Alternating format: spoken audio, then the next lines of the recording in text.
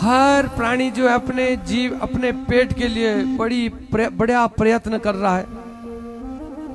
बस एक ही इच्छा है कि मैं एन केन प्रकारेण धन कमाऊं। कोई किसी के घर से चोरी कर दे रहा है, कोई किसी को मार दे रहा है अपने धन के लिए, अपने पेट के लिए, अपने परिवार के लिए। ये क्यों है कि मैंने ये विचार किया अंत में इस पेट के लिए ये मनुष्य कुछ भी कर सकता है, इसलिए मेरा मन दुखी हुआ। नारद जी कह रहे हैं। और मैंने क्या देखा कि तरुणी प्रभुता गेहे, घर में जो कन्याएं थी वो सब युवा हो गई है। कलयुग की स्थिति बता रहे हैं। आज से 5000 वर्ष पूर्व नारद जी ने कह दिया, व्यास जी महाराज ने लिख दिया, और उसी बात को नारद जी कह रहे हैं कि तरुणी प्रभुता गेहे शाल को बुद्धिदायक। कन्याएं बड़ी तरुण युवावस्था को हो जाएंगी। ऐसी स्थिति मैं कलयुग की देख रहा हूं। और श्याला जो है प्रेरणा देने वाला होगा, बुद्धि देने वाला होगा। ऐसी स्थिति कलयुग की है। और लोग पाखंड को ज्यादा सत्य मानेंगे। पाखंड निरता नित्यम, जो पाखंड करता है, ढोंग करता है, नाटक करता है, उस पर ज्यादा विश्वास होगा लोगों का। उसी को समझेंगे ये ज्ञानी है। वो अंदर से साधु नहीं है, बाहर से चमक धमक बन रखी है, हमने सोचा ये साधु है। और साधु का तात्पर्य होता है जो भला हो, जो मन से रंगा हो, मन का साधु हो। कहते हैं तन पे कुछ भी हो, कैसा भी हो, पर मन का साधु। जो मन का साधु है, चाहे वो गृहस्थी है, चाहे बालक है, चाहे बालिका है, वो साधु है, अच्छा है, सज्जन है, सरल है, सुगम है, वो सब पर दया करता हो। कहते हैं मैंने स्थिति देखी कलयुग की। अन्नशूला जनपदा शिवशूला द्विजातयो। कोई कहते हैं अन्न के लिए, कोई धन के लिए, और यहां तक कलयुग की स्थिति कामिन्या केस शूलिन्या। कलयुग में जो एक बहुत बड़ा प्रभाव माना जाता था अन्य युगों में,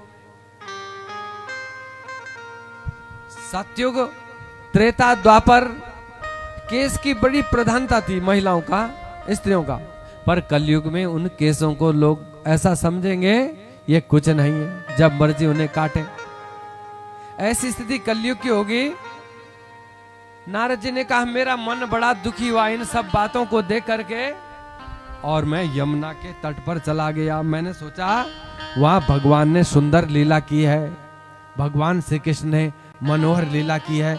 उनकी सुंदर लीला का गुणानुवाद करूंगा, और उन भगवान की जो धाम है वृंदावन, वहां जाकर के अपने मन को शांत करूंगा।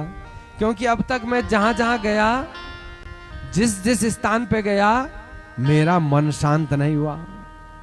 चले गए, नारद जी कह रहे हैं मैं वृंदावन गया, सोचा यहां भगवान ने बड़ी सुंदर लीला की, ऐसी अद्भुत लीला की जिस लीला को देखने के लिए बड़े मुनि तरसते हैं, ऋषि तरसते हैं। और बड़े बड़े मुनि भी जो हैं बालक बन गए, गोपी बन गए, गोपाल बन गए। भगवान जो बालक बने हुए थे, कोई गाय बन गए, कोई ग्वाल बन गए, कोई गोपाल बन गए। तो ऐसा जो सुंदर धाम है वृंदावन का, वहां जाकर के मैंने सोचा कि चलो यहां मुझे कुछ शांति मिलेगी। नारद जी कह रहे हैं सौनकारी मुनियों सुनो वहां क्या हुआ मेरे साथ। वहां मैंने एक स्त्री को देखा, युवा, बड़ी सुंदर स्त्री थी। और उसकी स्थिति क्या थी, वो बेचारी परेशान थी, अपनी समस्या का हल ढूंढने की कोशिश कर रही थी। चारों दिशाओं में देख रही थी कोई भला आदमी आए और मेरी रक्षा करे, मेरे ऊपर कृपा करे। तभी मुझे देखा उस स्त्री ने, जिसके पास 2 बूढ़े पुरुष लेटे हुए थे। और वो स्त्री मुझे कहती है कि भो साधो क्षणम तिष्ठा मचिंता मपि नाशय। दर्शनम तब लोकस्य सर्वतागहरम परम। हे बाबा, आपका मैं ज्यादा समय नहीं लूंगी। वो देवी कह रही है, वो स्त्री कह रही है, मैं आपका एक क्षण लूंगी केवल। आप अगर एक क्षण रुक जाएंगे तो मेरा कल्याण हो जाएगा। तो नारद जी ने पूछा, भाई तुम कौन हो, तुम्हारा नाम क्या है, अपना परिचय दो, और तुम दुखी क्यों, ये कौन है तुम्हारे पास में दो ये पुरुष जो लेटे हुए हैं, अचेत हैं।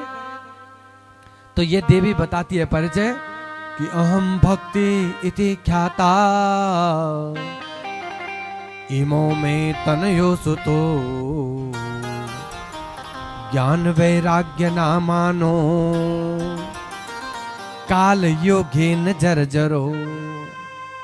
क्या कह रही है, ये मेरा नाम भक्ति है, मैं भक्ति हूं, और ये मेरे दो पुत्र हैं ज्ञान और वैराग्य।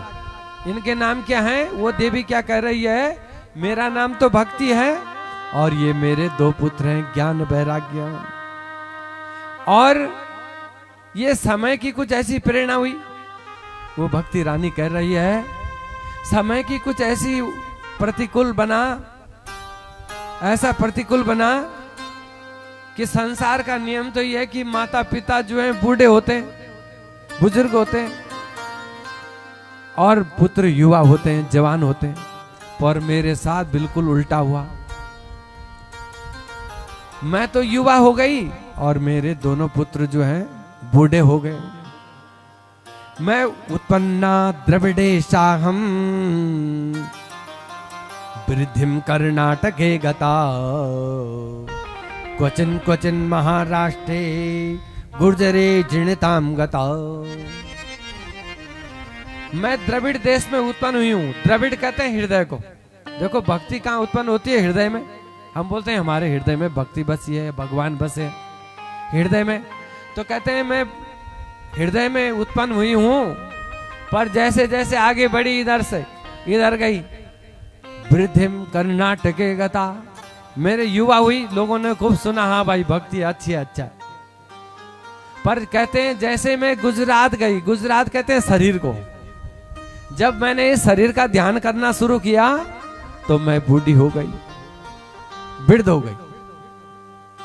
गुजरात वो नहीं जो हमारा एक प्रांत है, राज्य, ये शरीर से माने जो गुजर जाता है, जिससे आयु गुजर जाती है, शरीर जीर्ण हो जाता। तो गुर्जरे जीर्णताम गताओ, मेरा शरीर जीर्ण हो गया माने बूढ़ा हो गया, मैं बूढ़ी हो गई, बुढ़िया हो गई। और जैसे ही मैंने इस वृंदावन में आई, मैं वृंदावन में अपने पुत्रों के साथ में, वो यहां एकदम उल्टा हो गया। क्या हुआ कि मैं तो जवान हो गई, अब वो युवा इसलिए हो गई क्योंकि भगवान तो वहां स्वयं रहते हैं, राधा जी रहती हैं जो भक्ति प्रदान करती हैं, भक्ति की जो है प्रेम लक्षणा की प्रथम शक्ति है, तो इसलिए वो जो है युवा हो गई। परंतु मेरे दोनों पुत्र ज्ञान वैराग्य बूढ़े हैं, यहां बूढ़े हो गए। अब ये बूढ़े क्यों हो गए? ये बूढ़े इसलिए हो गए क्योंकि वो ज्ञान को जानना नहीं चाहता, समझना नहीं चाहता। हम दुनिया का सारा इतिहास पढ़ लेते हैं और किसी से कहो लो भाई ये गीता की पुस्तक है, जरा इस पर थोड़ा ध्यान देना, मेरे पास समय नहीं। ये किसने लिखी भाई गीता? मेरे पास इतना समय नहीं, इसे देखो। अरे ये छोड़ो भाई, तुम्हारा गोत्र क्या है? ये भी मुझे पता नहीं। अरे सारी अमेरिका का हमने इतिहास रट लिया, सब पढ़ लिया, कब कौन क्या बना, सारी दुनिया को रट लिया, परंतु ये नहीं जाना कि मैं किस कुल में जन्मा हूं, मेरे कुल में मैं किस ऋषि की संतान हूं। देखो हर मनुष्य किसी न किसी ऋषि की संतान है, इसीलिए तो हम गोत्र बोलते हैं। गोत्र का तात्पर्य यही है कि हम उस ऋषि की संतान है, कश्यप की हैं, भारद्वाज की हैं, अत्रि की हैं, कौंडल्य के हैं। किस ऋषि की संतान है तो हमारा परिचय है गोत्र। तो कहते हैं ये जो हमारे शास्त्र हैं, पुराण हैं, इन्हें कोई जानना नहीं चाहता। अब देखो कैसा उल्टा हुआ, हमारे लोग शास्त्र पढ़ते थे, दुनिया को समझाते थे, पढ़ाते थे, अब उल्टा हो गया। वेदों पे जितना रिसर्च विदेशी लोगों ने किया पुराणों पर, इतना हमारे लोगों ने नहीं किया। हम तो बाहर की संस्कृति को पढ़ रहे हैं और विदेशी लोग इनको पढ़ रहे हैं, इस वेदों को पढ़ रहे हैं। तो हमारा जो वास्तविक ज्ञान है किसमें? वेद में। वेद का अर्थ ही होता है ज्ञान। जो हमारा वास्तविक ज्ञान है उस ज्ञान को कोई नहीं चाहता। अरे वेद का नाम भी हम जान लें तो बड़ी बात है, 4 वेद के नाम।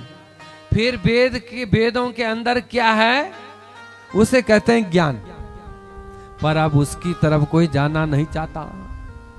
ये ठीक नहीं भाई, वो ठीक है जिसमें हम धन कमाएं, धनार्जन करें, झूठ बोलें, असत्य बोलें, अन्याय से कमाएं, पर पैसा कमाएं।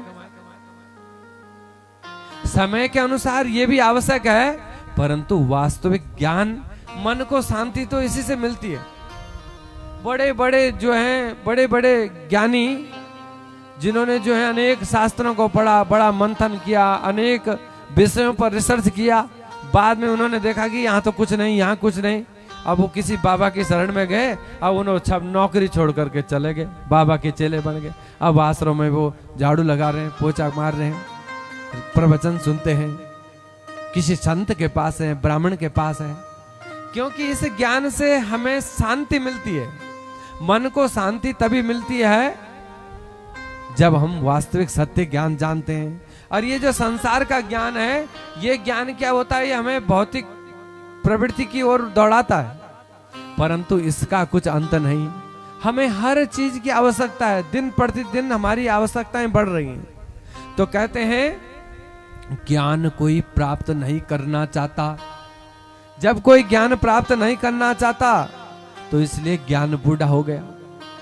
अब जब हमें ज्ञान नहीं तो वैराग्य कहां से होगा? वैराग्य तब होगा जब हमें ज्ञान है, भाई ये चीज पकड़नी है, इसे हमने ग्रहण करना है और इसे छोड़ना है, उसे ज्ञान कहते हैं।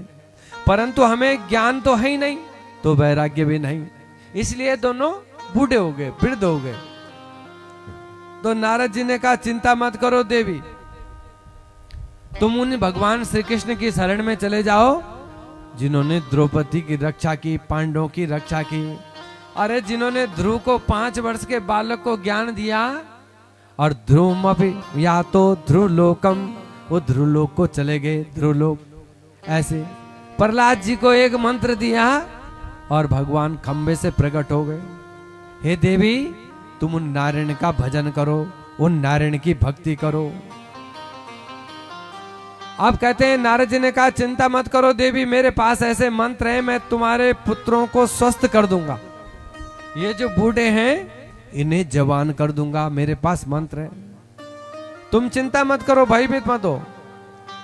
और भक्ति रानी की बड़ी आशा बढ़ गई, और वो जो है नारद जी अपना मुख ले गए ज्ञान के कान में, जो ज्ञान वैराग्य लेटे हैं, और बोलते हैं, वेद मंत्रों का पाठ करते हैं। भद्रं कर्णेभिः शृणुयाम देवा भद्रं पश्येमाक्षभिर्यजत्राः। वेदांत का पाठ करते हैं, उपनिषदों का पाठ करते हैं वैराग्य के कान में। थोड़ा बहुत जगते, हिलते डुलते हैं, फिर लेट जाते हैं। फिर उन्होंने गीता के पाठ किए। नारद जी ने कह रहे हैं गीता पाठम तु मुहुर्मुहु, मैंने अनेक गीता के पाठ किए, परंतु वो ज्ञान वैराग्य स्वस्थ नहीं हुए।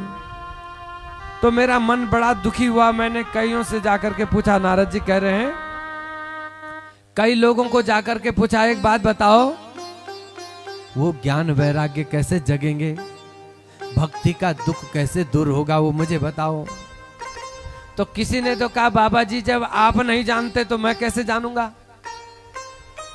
और किसी ने कहा बाबा जी हमें नहीं आता, हम नहीं बता सकते। और किसी ने तो साहब अपने मुंह पे हाथ रख दिया कि हम तो आज बोल ही नहीं रहे, हमारे क्या आजकल मौन है, हमारा क्या है मौन है। अब मौन का मतलब बोलना ही नहीं। अब बोले काहें, बोले तब जब कुछ जाने। जब कई बार हमारे पास उत्तर नहीं होता तो हम ऐसे इशारा किया यार लौटा दिया उसको, हमारे पास उत्तर कुछ है ही नहीं। अब नारद जी बोल रहे हैं कि जब ऐसी स्थिति हो गई तो मैंने विचार किया, मैं बहुत परेशान हो गया। जब कोई कुछ नहीं कहीं से निष्कर्ष नहीं निकला। जब मैं परेशान हो गया, मेरा चिन्ह खिन्न हो गया, दुखी हो गया कि व्योमवाणी तदेवा भुन महर्षि खिदिता में थी। अरे बाबा, आकाशवाणी में, बाबा हे नारद चिंता मत करो, इसके लिए तुम सत्कर्म करो, सत्कर्म। नारद जी ने कहा सत्कर्म में जो वेद पाठ किया मैंने वो कौन सा कर्म है? वो भी तो सत्कर्म है। गीता का पाठ किया, वेदों का पाठ किया, उपनिषद का पाठ किया, वो क्या है? ये भी तो सत्कर्म है। परंतु जब इस सत्कर्म से ज्ञान वैराग्य नहीं जगे, वो कैसे स्वस्थ होंगे?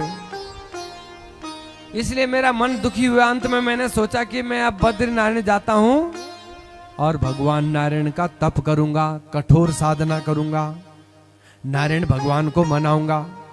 अब जब नारायण भगवान प्रसन्न होंगे तब मुझे दर्शन देंगे और तब उनसे ही उत्तर पूछूंगा।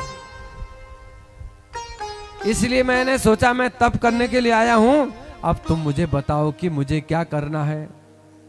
तो सनकादि मुनियों ने कहा कि देखो भाई नारद जी, इसके लिए तो सत्कर्मी करना, वो ठीक बताया उन्होंने।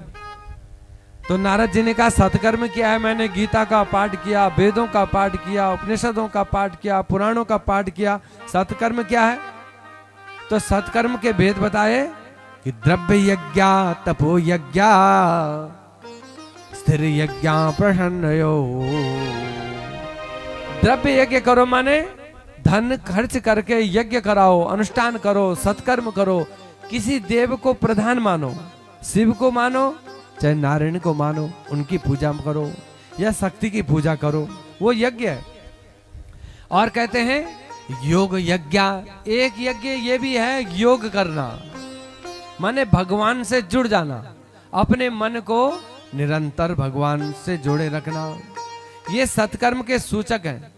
नारद जी ने कहा वो तो मैंने बहुत सारे कर लिए, तुम ये बताओ, सरल उपाय बताओ जो जल्दी काम हो जाए।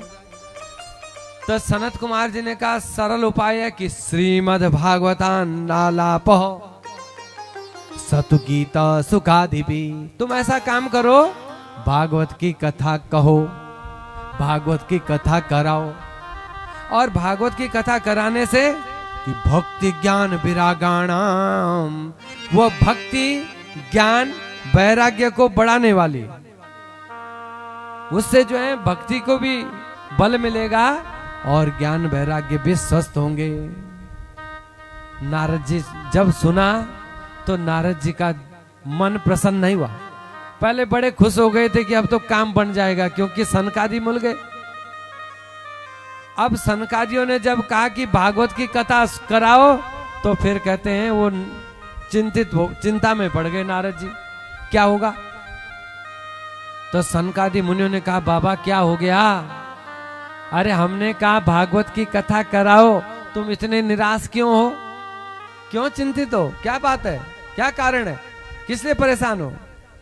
नारद जी ने कहा भागवत की कथा कहां से निकली? वेदों से निकली, और उन वेदों के मैंने कई पाठ कर लिए, कई पाठ कर लिए वेदों के।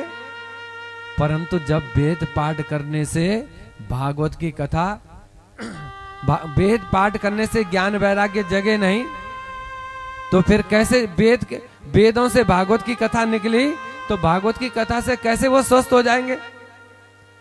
तो सनत कुमार ने कहा एक बात बताओ नारद जी, आपने दूध देखा? नारद जी ने कहा देखा। दूध में घी भी देखा? नारद जी ने कहा देखा तो नहीं, पर दूध में क्या है? घी है, सब जानते हैं। परंतु हम चाहें कि चलो भाई हमारे पास घी नहीं है और दूध से दिया जला लें, जल जाएगा? कभी नहीं जलेगा दिया। अगर दिया जलाना है तो उसके लिए क्या चाहिए? घी। पर सोचने की बात यह है कि घी कहां से निकलता है? दूध से निकलता है, दूध के बाद दही, दही के बाद मक्खन, मक्खन के बाद घी। परंतु जो काम घी करता है उस कार्य को दूध नहीं कर सकता। कर दें तुम्हारे, कर ले दोनों भाई, कर दें तुम्हारे मुल्क, हम नहीं करते।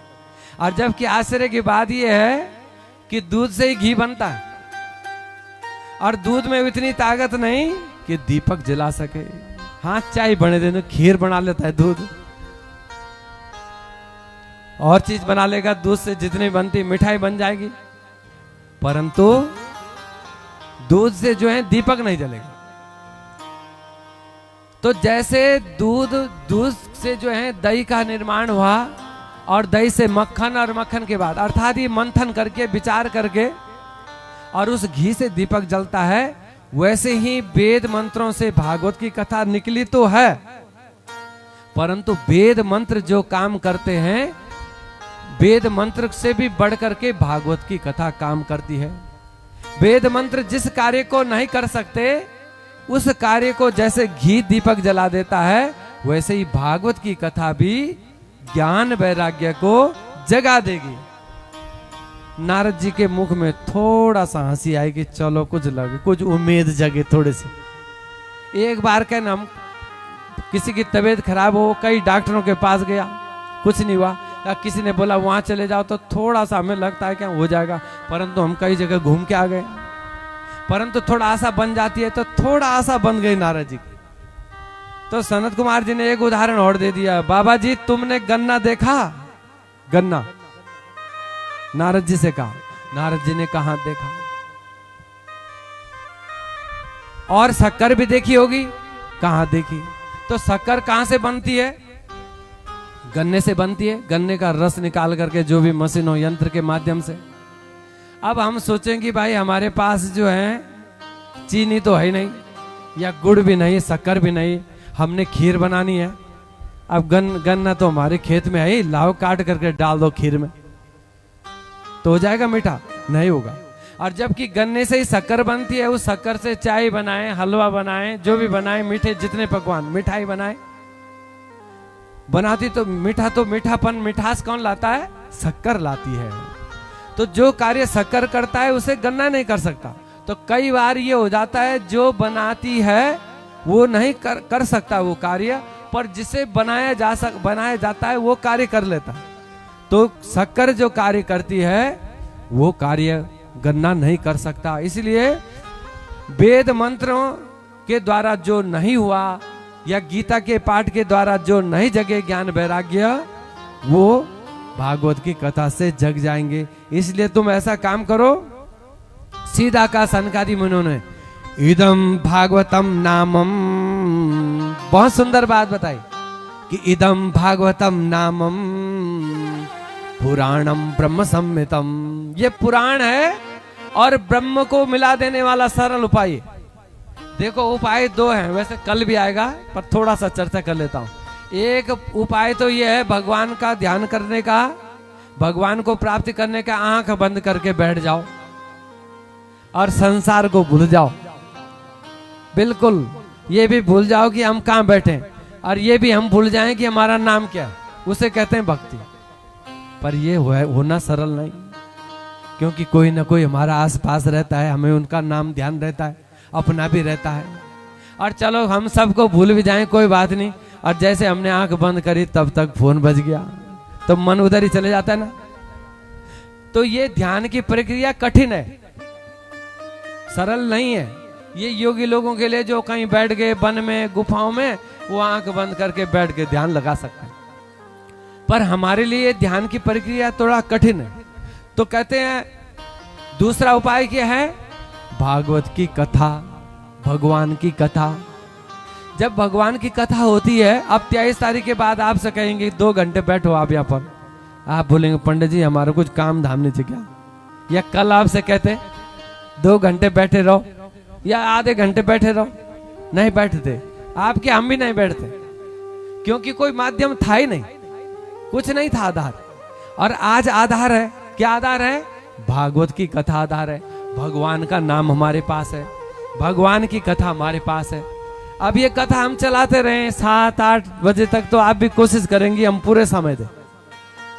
अब ये हम में शक्ति नहीं है कि हम बैठा रहे हैं आपको, ये भागवत की कथा में शक्ति है, यह भगवान का नाम हमारे पास है, उसमें शक्ति है। तो कहते हैं ये भागवत की कथा क्या है? ये भगवान के भक्त को जो है भगवान तक पहुंचा देती है। जैसा छोटा बच्चा होता है, अब उसे चलना नहीं आता है, अब वो रास्ते में गिर रहा है तो कोई उसका हाथ पकड़ता है, मम्मी के माता के पास देता है, पिता के पास देता है, भाई के पास देता है।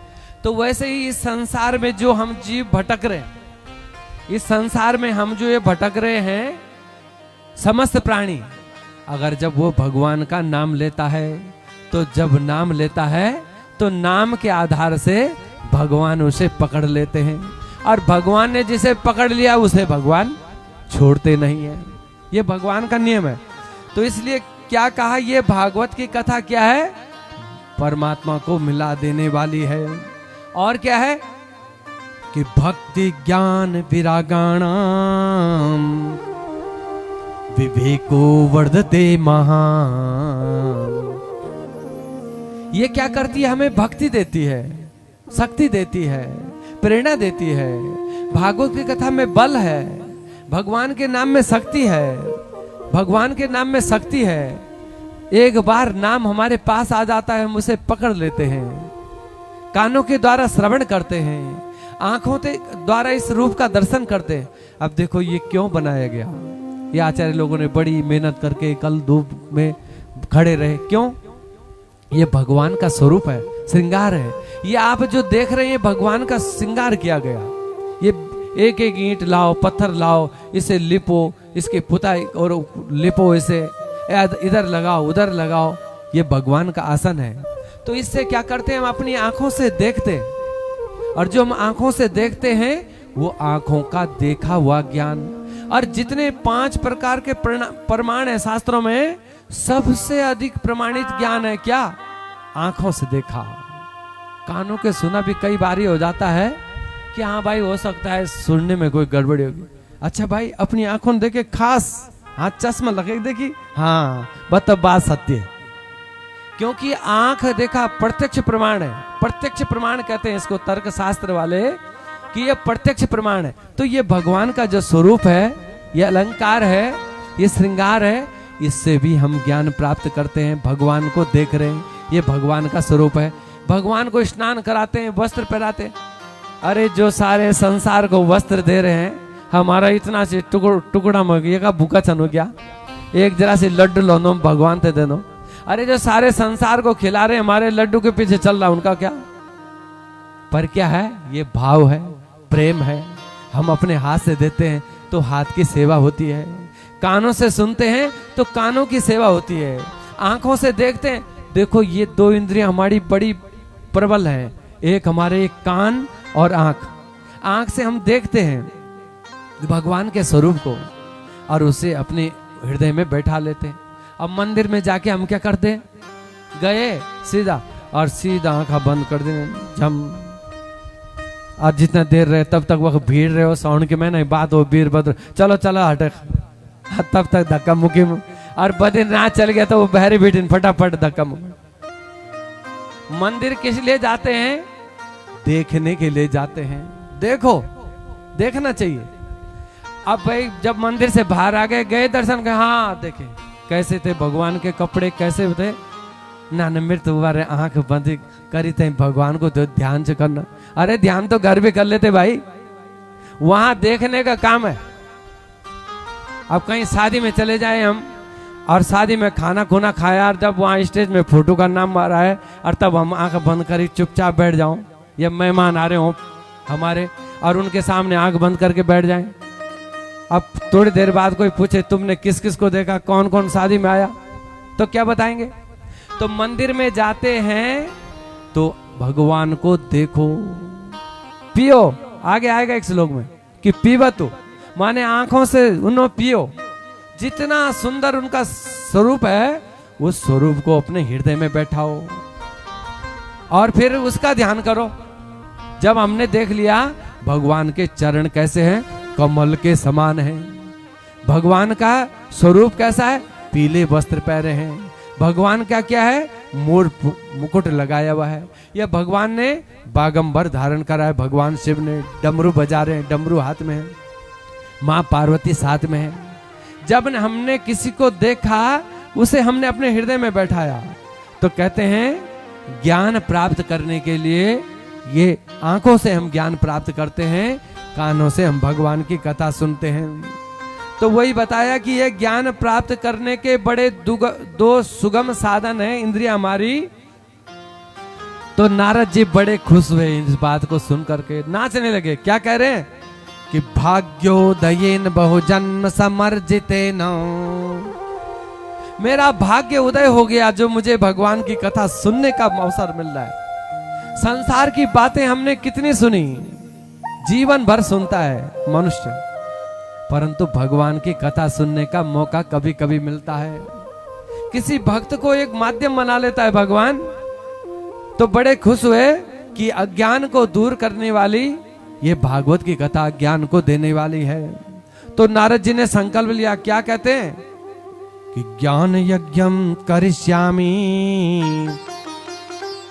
सुख शास्त्र कथोज्वलम, मैं ज्ञान यज्ञ करूंगा। क्या करूंगा? भागवत की कथा कराऊंगा। नारद जी जजमान बन रहे हैं। देखो नारद जी को क्या जरूरत जजमान बनने की। तो नारद जी कह रहे हैं कि ज्ञान यज्ञम करिष्यामि सुख शास्त्र कथोज्वलम, और मैं भक्ति ज्ञान वैराग्य को जगाऊंगा। उन्हें तो जगाऊंगा ही जो वृंदावन में लेटे हुए ज्ञान वैराग्य, पर मैं हर के घर में, हर के हृदय में, जहां जहां जब जब कथा होगी तब तक मैं ज्ञान को जगाऊंगा और भक्ति को जगाऊंगा, वैराग्य को जगाऊंगा, सबको सचेत करूंगा। तो नारद जी ने पूछा, गुरुदेव अब तुम ही मुझे कथा सुनाओ, कहां पर कथा सुनेंगे, कहां पर कथा होगी, वो स्थान बताओ। तो कहा हरिद्वार में कथा करो, गंगा के तट पर, वो बड़ा सुंदर स्थान है। तो सनकादि मुनियों ने कहा ठीक है, तुम कथा करो, कराओ, और हम भी आएंगे। नारद जी ने कहा मेरी इच्छा है, मैं आपके मुख से ही सुनना चाहता हूं। आप श्रोता नहीं, भागवत के वक्ता बन करके आओ और मैं जजमान बनूंगा, मैं आपकी पूजा करूंगा। और आपसे मैं ही नहीं, सारे ऋषि मुनि संत गृहस्थ सभी लोग कथा सुनेंगे। चले गए। कहते हैं नारद जी ने सबको निमंत्रण भेजे, संदेश भेजे, सूचना भेजी। सारे ऋषि वहां पर आए, बहुत सारे तीर्थ आए, देवता आए, ऋषि मुनि आए, गृहस्थी आए। सुंदर मंडप बनाया गया, भगवान की पूजा की। प्रातःकालीन सत्र में, सायंकाल सत्र में कथा सुनाने लगे सनत कुमार जी। क्या कहते हैं? भागवत की कथा का जब प्रारंभ किया, सबसे पहले क्या कहा कि सदा सेव्या श्रीमद् भागवती कथा। कहते हैं इसे हमेशा सुनना चाहिए, हमेशा। ऐसे नहीं बस 7 दिन सुन लिया बस हो गया, अब पिछकान पड़ गया, अपनी सुननी। क्या कहते हैं? सदा सेव्या, हमेशा सुनो। और सुनने से क्या होगा कि यस्य श्रवण मात्रेण, बताया था ना अभी, यस्य श्रवण मात्रेण। देखो ये है श्रवण। श्रवण कहते हैं कानों के लिए। जब हम कानों से सुनते हैं तो भगवान कहाँ जाते हैं? यहाँ हमारे चित्त में आ जाते हैं, हमारे मन में आ जाते हैं। कि यस्य श्रवण मात्रेण हरि चित्तम समाश्रे, भगवान हृदय में आ जाते हैं। और जब भगवान हमारे हृदय में बस गए, मन में बस गए, तब तो हमें सब कुछ बेकार लगने लगता है। कितना सुंदर कोई कपड़ा दे दे, कितनी सुंदर मिठाई दे दे, कितनी सुंदर अच्छी जगह घूमने के लिए कहे, हमने कहा नहीं, हम तो मंदिर में ही जाएंगे भाई, हमें नहीं देखना संसार। संसार देख लिया, एक से बढ़ करके एक धनवान है, एक से बढ़ करके अच्छा से अच्छा लोग कपड़ा पहनते हैं और सुंदर से सुंदर मकान बनाते हैं। अब जब हम दूसरे को देखते हैं, अरे भाई हमारा कुछ नहीं, और आगे देखते हैं, अरे यहाँ हम तो कुछ नहीं, इसीलिए हम परेशान हो जाते हैं। हमारी परेशानी का कारण यही है, हम देखते हैं अरे भाई इसने तो कई मंजिल बना दिया, इसने तो इतने सुंदर कपड़े पहने हैं, हम क्या होगा, हमारा क्या होगा। परंतु हम ये नहीं देखते हमसे पीछे भी कोई बेचारे हैं जो सड़क में लेटे हैं, जिनके पास आसन भी लिए कम्बल नहीं, आसन भी नहीं है, दरी भी नहीं, वो उनका भी जीवन यापन हो रहा है। तो कहते सुखी रहना है तो पीछे देखो, आगे बढ़ना है तो आगे वाले को देखो। तो कहते हैं भागवत की कथा का सार जब सनकादि मुनियों ने नारद जी को बताया, कहां पर बताया? गंगा तट पर बताया। तो नारद जी ने कहा एक बात बताओ गुरुदेव, आपने बताया कि इसमें 18,000 श्लोक हैं और किसी के पास समय नहीं हो 18,000 श्लोक सुनने का, और आपने कहा 7 दिन तक सुनना चाहिए, सुनो, तो क्या होगा? उसे फल नहीं मिलेगा। तो ये भी विकल्प बताया कि अगर किसी के पास नहीं है, बहुत ज्यादा मजबूरी है, मजबूरी मतलब यानी कि बस ये सबसे शॉर्ट तरीका है, ये सुनार हो गया। मजबूरी का मतलब कि बिल्कुल गले गले आ गए, बिल्कुल हमारे पास समय है ही नहीं, उसके लिए बताया प्रमाण क्या है कि श्लोकार्धम श्लोक पादम वा, कहते हैं एक श्लोक भी अगर कोई सुन लेता है, एक श्लोक कि सचिदानंद रूपाय विश्वोत्पत्त्यादि हेतवे तापत्र विनाशाय श्री कृष्णाय वयं नुमः, ये एक श्लोक है। अगर हम एक श्लोक सुन लेते हैं, नहीं सुन पाते 18,000 श्लोक, एक श्लोक सुन लिया, अगर हमारे पास ऐसी मजबूरी है, समय नहीं है, तो कहते हैं उसे 18,000 श्लोकों का फल मिल जाएगा। और हो सकता है उसके पास इतनी जल्दी में हो कि एक श्लोक का टाइम भी नहीं हो, समय नहीं हो, तो दूसरा विकल्प बताया कि श्लोकार्धम्बा कि सचिदानंद रूपाय विश्वोत्पत्त्यादि हेतवे, ये आधा श्लोक है। अगर कहते हैं उसने आधा भी सुन लिया, जिसके पास बिल्कुल समय नहीं है, तो कहते हैं उसे भी भागवत की कथा का फल मिल जाता है। अब ये बात बताए कि भागवत की कथा सुननी चाहिए या पढ़नी चाहिए, दो बातें रखी यहाँ कि पठस्व स्वमुखे नहीं बहु, या तो कहते हैं स्वयं पढ़ सकता है, अच्छी बात है। और वृंदावन में बहुत सारे संत हैं, वो कथा नहीं कहते किसी जजमान के यहाँ जाके, वो रोज भागवत जी का पाठ करते हैं, डेली पाठ करना उनका नियम है, डेली पाठ करना अपना, बस रोज भोग बनाते हैं और अपना पाठ किया, आज जहां से रोका दूसरे दिन वहीं से आगे पूरा कर दिया। ऐसे उनके चलते रहते, साल भर में कई आवृत्ति हो जाती। कोई मासिक पाठ करते हैं, माने 1 महीने में एक आवृत्ति, एक होता है 7 दिन में जो पाठ पूरा होता है, जो हम करते हैं 7 दिन में, एक होता है मासिक, उसमें अध्याय कम हो जाते हैं। अब जो प्रतिदिन में 7 है, इसमें 50 अध्याय लगभग डेली पाठ करना है, तब 7 दिन में पूरे होंगे। तो कहते हैं अगर कोई नहीं सुन सकता, अधिक नहीं पढ़ सकता, तो किसी से सुन ले या अपने आप पढ़े। दोनों विकल्प बताए कि दोनों को फल मिलता है कि पठस्व स्वमुखे नैव यदि इच्छसि पराम गतिम। पर एक बात और बताई कि जो जीवन भर जो रहा, खाया पिया जिंदगी भर, और एक बार भी किसी ने जीवन में भागवत की कथा नहीं सुनी, तो उसके लिए क्या बोल रहे हैं कि अजन्म मात्रमपि ये न सठे न किंचिन चित्तम विदाय सुख शास्त्र कथा न पीता चांडाल वच खरवत तदेन नीतम मिथ्या स्वजन्म जननी जन दुख भाजा। कहते हैं उसका जन्म बेकार है। 9 मास तक माँ ने गर्भ में रखा, बड़ी आशाएं रखी, मेरा पुत्र होगा, भगवान की कथा कराएगा, सत्संग कराएगा, कथा में जाएगा, तीर्थ यात्रा कराएगा, मुझे भी तीर्थ यात्रा कराएगा, बद्रीनाथ ले जाएगा, गंगोत्री ले जाएगा, गया ले जाएगा, काशी ले जाएगा। बहुत संकल्प विकल्प माँ करती है, हर माँ करती है। परंतु पुत्र जीवन भर अगर उसने कभी ऐसा अच्छा कार्य नहीं किया, तो उसकी संज्ञा क्या दी कि चांडालवच। भागवत जी बोल रहे हैं, मैं नहीं बोल रहा हूं, कि चांडालवच, कहते हैं चांडाल के समान उसकी संज्ञा दी, चांडाल के समान। खरवत माने गधे के समान है, ऐसी उसकी संज्ञा दी। मिथ्या स्वजन्म जननी जन दुख भाजाओ। जिस माँ ने इतनी आशा लगाई थी, 280 दिन तक अपने गर्भ में रखा कि मेरा बेटा ऐसा कार्य करेगा, वैसा करेगा, और नहीं किया, तो कहते हैं उसने केवल अपनी माँ को कष्ट दिया जीवन भर, और कुछ नहीं दिया।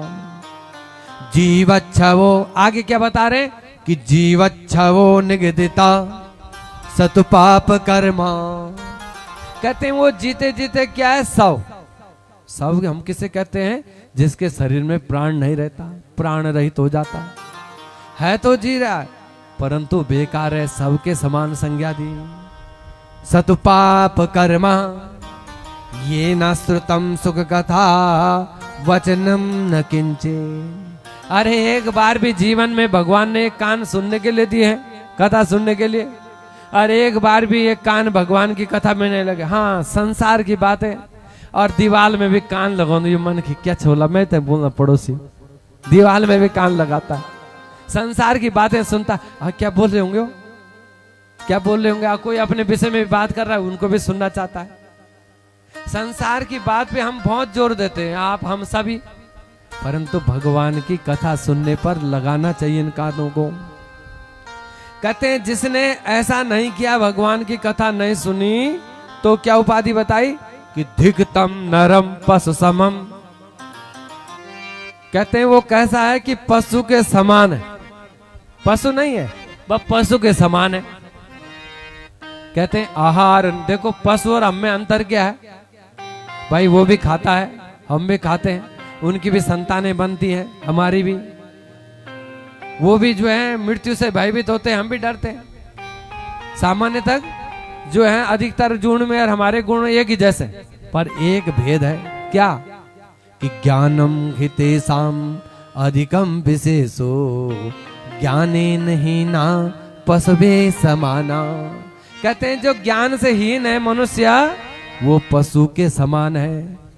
केवल कहते हैं दो चीज की गलती है, भगवान ने दो चीज नहीं लगाया। क्या? एक वो नहीं लगाया जो मुंड में रंधन, क्या रंधन हो? सिंह, और एक पूछ, बस साक्षात पुच्छ विषाण ही ना। कहते हैं दो चीज की कमी कर दी मनुष्य के अंदर भगवान ने, अगर उसने भगवान की कथा नहीं सुनी। अरे सुंदर अवसर अगर मिले तो कथा सुनना चाहिए। तो भागवत जी कह रहे हैं, सनत कुमार जी कह रहे हैं कि धिकतम नरम पशु समम भूभार रूपम। कहते हैं पृथ्वी में भार के समान है वजन। जैसे कि हम कट्टा रख देते ना अपने कंधे में, हाँ चलो राशन रूसन हो तो ठीक है, माटो कट्टा धरा ले हमारे कंधा में, तो बेकार को वजन है, बेकार है, भार है। तो कहते हैं अगर कथा नहीं सुनता, वो तो ये माँ धरती को भी वजन लगता है, भार लगता है, तो बेकार है भाई, ये किसी काम का नहीं। कितनी जनसंख्या बढ़ जाए हजारों लाखों की, तो माँ धरती को भार नहीं लगता। अरे माँ को लगता है, बेटा कितना बड़ा भी हो जाते है, माँ सोचती है मैं इसे बैठा हूं, उससे प्रेम करूं बेटे से। परंतु माँ ये धरती ऐसी है, सबको रख लेती है, परंतु अगर वो भागवत की कथा नहीं सुनता तो माँ को बड़ा भार लगता है, भाई ये तो वजन ही भारी है केवल ये जीव। कि मेवम बदंति देव समाज मुख्या, इसलिए भागवत की कथा में बड़ी शक्ति है। कहते हैं योगात गर्जति सप्ताहो ध्यानात ज्ञानात च गर्जति। भागवत की कथा गर्जना करती, अरे भाई मुझे सुनो, मेरे पास आओ, मैं तुम्हें भगवान के पास ले जाऊंगा, भगवान की शरण में ले जाऊंगा, भगवान का सानिध्य तुम्हें प्राप्त होगा। ऐसे भागवत की कथा गर्जना करती है।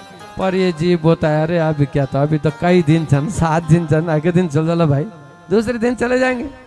मनुष्य जो है आलस्य करता है। फिर दूसरी बात क्या है, कहते हैं जब भगवान श्री कृष्ण इस पृथ्वी को छोड़ करके उस धाम जाने लगे, गोलोक धाम, तो उद्धव ने पूछा हे प्रभु आप जा रहे हैं और आप जब तक रहे तो आपने धर्म की क्या किया? धर्म की रक्षा की, साधु संतों की रक्षा की, स्त्रियों की रक्षा की, वेदों की रक्षा की, पर आप जा रहे हैं क्या होगा? भगवान ने कहा मैं जा रहा हूं, भागवत तो नहीं जा रही है, भागवत तो यही है। तो भगवान ने कहा कि तिरोधाय प्रविष्टोयम। अब जो काम आज तक श्री कृष्ण ने किया वही कार्य जो है भागवत की कथा करेगी। तेने मयम तेने यम वांगमया मूर्ति, ये भगवान की मूर्ति है क्या? भागवत की कथा, ये भगवान, भागवत की कथा जो है एक एक श्लोक जो है भगवान का स्वरूप है, एक एक श्लोक प्रत्यक्ष श्री कृष्ण ही है। तो कहते हैं ऐसे सुंदर भागवत की कथा का सार जान करके हरिद्वार में नारद जी का मन बड़ा खुश हुआ, बड़ा प्रसन्न हुआ। और तभी उन्होंने क्या देखा कि भक्ति सुतो तो तरुणी गृहीत्वा, कहते हैं वो भक्ति ज्ञान वैराग्य के साथ में नृत्य करने लगी, नाचने लगी और कह रही है, हे कृष्ण, हे गोविंद, हे माधव, हे मुरारी, और भागवत की जय जयकार करने लगी। तो ऐसी शक्ति है जो ज्ञान वैराग्य सोए हुए थे वृंदावन में, खड़े नहीं उठ पा रहे थे और वो नाच रहे हैं। कोई आदमी बिस्तर में पड़ा हो और फिर अचानक चमत्कार हुआ हो कि बिल्कुल जो है, अभी कुछ समय पहले की बात है, एक हमारे जजमानों में एक माता जी थे, बहुत उनका स्वास्थ्य खराब था। तो मुझे बुलाया, पंडित जी क्या करें। मैंने भी देखा तो बहुत स्थिति खराब थी। डॉक्टर भी कहने लगे अब घर ले जाओ। घर ले आए हो। फिर वो कहने लगे पंडित जी कुछ तो करो। मेरा मन भी थोड़ा चिंतित हो, क्या करूं भाई, ऐसा मरीज है, ऐसी स्थिति है। नहीं पंडित जी कुछ करो विकल्प। किसी ने पितरों की पूजा बताई, आप वही करके देख लो। अरे मैंने कहा मैं पंडित जी हरिद्वार ले जाऊंगा, समय का क्या प्रतीक्षा, क्या स्थिति है। पर मैंने कहा चलो तुम्हारा मन है, ठीक है। ले गए, पूजा कराई। उसी दिन वो यहाँ आमिष में आए और उसी दिन से स्वास्थ्य में लाभ मिल गया। और 1 महीने बाद उनके यहाँ वो चंडी पाठ, और वो पाठ में 9 दिन तक व्रत रखा उन्होंने, 9 दिन तक।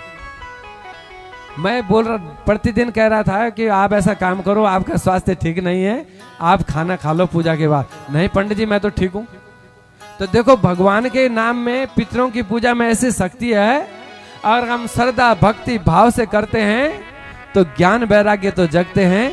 हमारे अंदर के जो ज्ञान वैराग्य सोए हुए हैं वो भी जग जाते हैं। ऐसी शक्ति, ऐसी प्रेरणा हमें मिल जाती है। तो आइए भाव से सुनते हैं, प्रेम से। भक्ति और ज्ञान बिना मन की आधा, भक्ति और ज्ञान बिना मन की आधा, भक्ति और ज्ञान बिना मन की आधा, भक्ति और ज्ञान बिना मन की आधा। गावा गावा सभी गावा कृष्ण राधा, गावा कृष्ण राधा। हो गावा गावा सभी गावा कृष्ण राधा, गावा कृष्ण राधा। भक्ति और ज्ञान बिना मन की आधा, भक्ति और ज्ञान बिना मन की आधा। गावा गावा सभी गावा कृष्ण राधा, गावा कृष्ण राधा। हो गावा गावा सभी गावा कृष्ण राधा, गावा हरि राधा।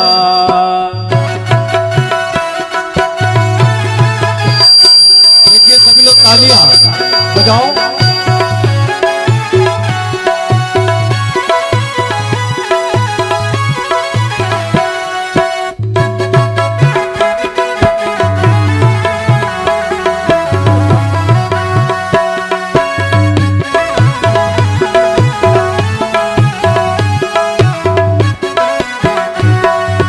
रूप अनेक माँ दुर्गा भवानी, रूप अनेक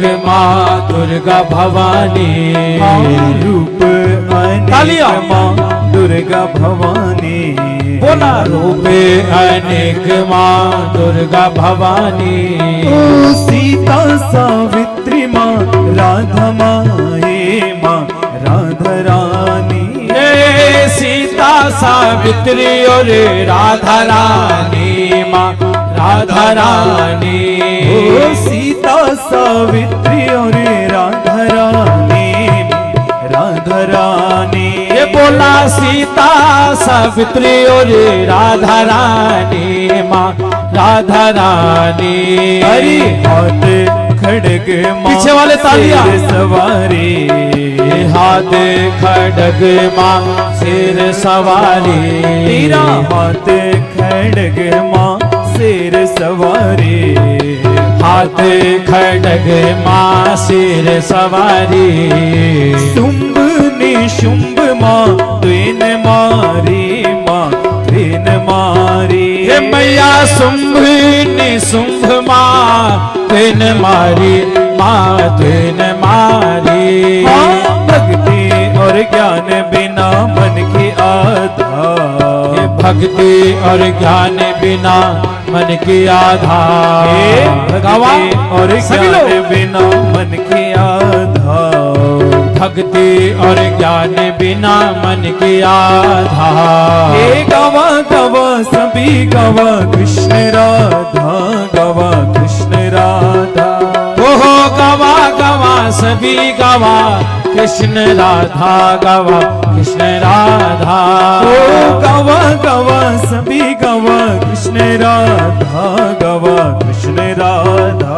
ये गवा गवा सभी गवा कृष्ण राधा, गवा कृष्ण राधा।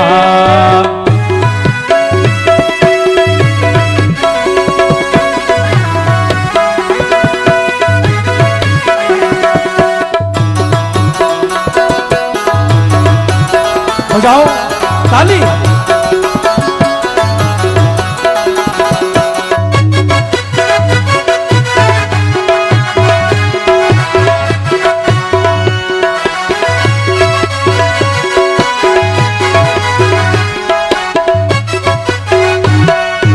हाथ चक्र माँ सिर सवारी, हाथ चक्र माँ सिर सवारी, हाथ चक्र माँ सिर सवारी, हाथ चक्र माँ सिर सवारी। ओ मधु के टब माँ तीन मारे, माँ तीन मारे। ओहो मधु के टब माँ तीन मारी, माँ तीन मारी। मधु के टब माँ तीन मारी, माँ तीन मारी। ये माता मधु के टब माँ तीन मारी, माता तीन मारी। अरे पाड़ू मारे दिमा सिर सवारी, बोलिए पाड़ू मारे दिमा सिर सवारी। पहाड़ू मारे दिमा सिर सवारी, पहाड़ू मारे दिमा सिर सवारी। अरे भक्तों की रक्षा माँ तीन करी, माँ तीन करी।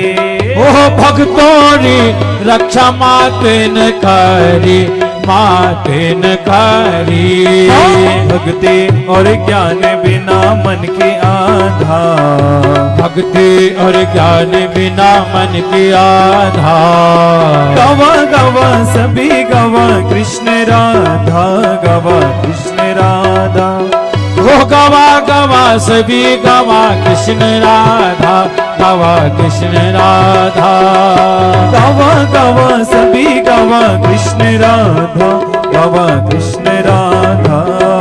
गवा गवा सभी गवा कृष्ण राधा, गवा कृष्ण राधा। भक्ति और ज्ञान बिना मन की आधार, भक्ति और ज्ञान बिना मन की आधार। गवा गवा सभी गवा कृष्ण राधा, गवा कृष्ण राधा। ओहो गवा गवा सभी गवा कृष्ण राधा, गवा कृष्ण राधा। हे गवा गवा सभी गवा कृष्ण राधा, गवा कृष्ण राधा। गवा गवा सभी गवा कृष्ण राधा, गवा कृष्ण राधा। बोला कृष्ण राधा, बोला कृष्ण राधा। गवा कृष्ण राधा, गवा कृष्ण राधा। बोला कृष्ण राधा, बोला कृष्ण राधा। कृष्ण राधा, गवा कृष्ण राधा। कृष्ण राधा, गवा कृष्ण राधा। कृष्ण कन्हैया लाल की जय हो। श्रीमद् भागवत महापुराण की जय हो। धर्म की जय हो। जय बोलने वालों की जय हो। धीरे बोलने वालों की जय हो। और बिल्कुल न बोलने वालों के। पिछने वाला न बोलना, अगने वाला बोल भाई, उनके बोलने अगने वाला बोलो। एक बार जोर से नारा लगाएंगे। बोलो भक्त वत्सल भगवान की जय हो। ब्याह तूफान ने मेरा कान बंद नहीं हो गया, एन भी हो सकता कबार कबार हो जाए। तूफान तेज रहो ना तो कान बंद हो जाता। अब खोल दिया तुम जरा एक बार जोरदार। बोलो भक्त वत्सल भगवान की जय।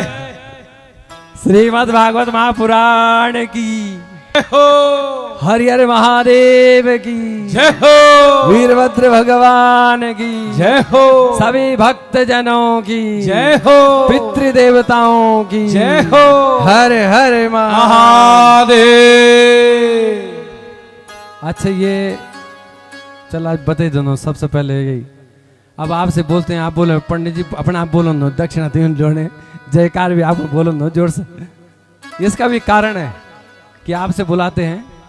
देखो बोलने वाला तो बोलेगा ही, चाहे सुने ना सुने, सुनते भी हैं सभी लोग सुन रहे हैं तभी कथा चल रही है।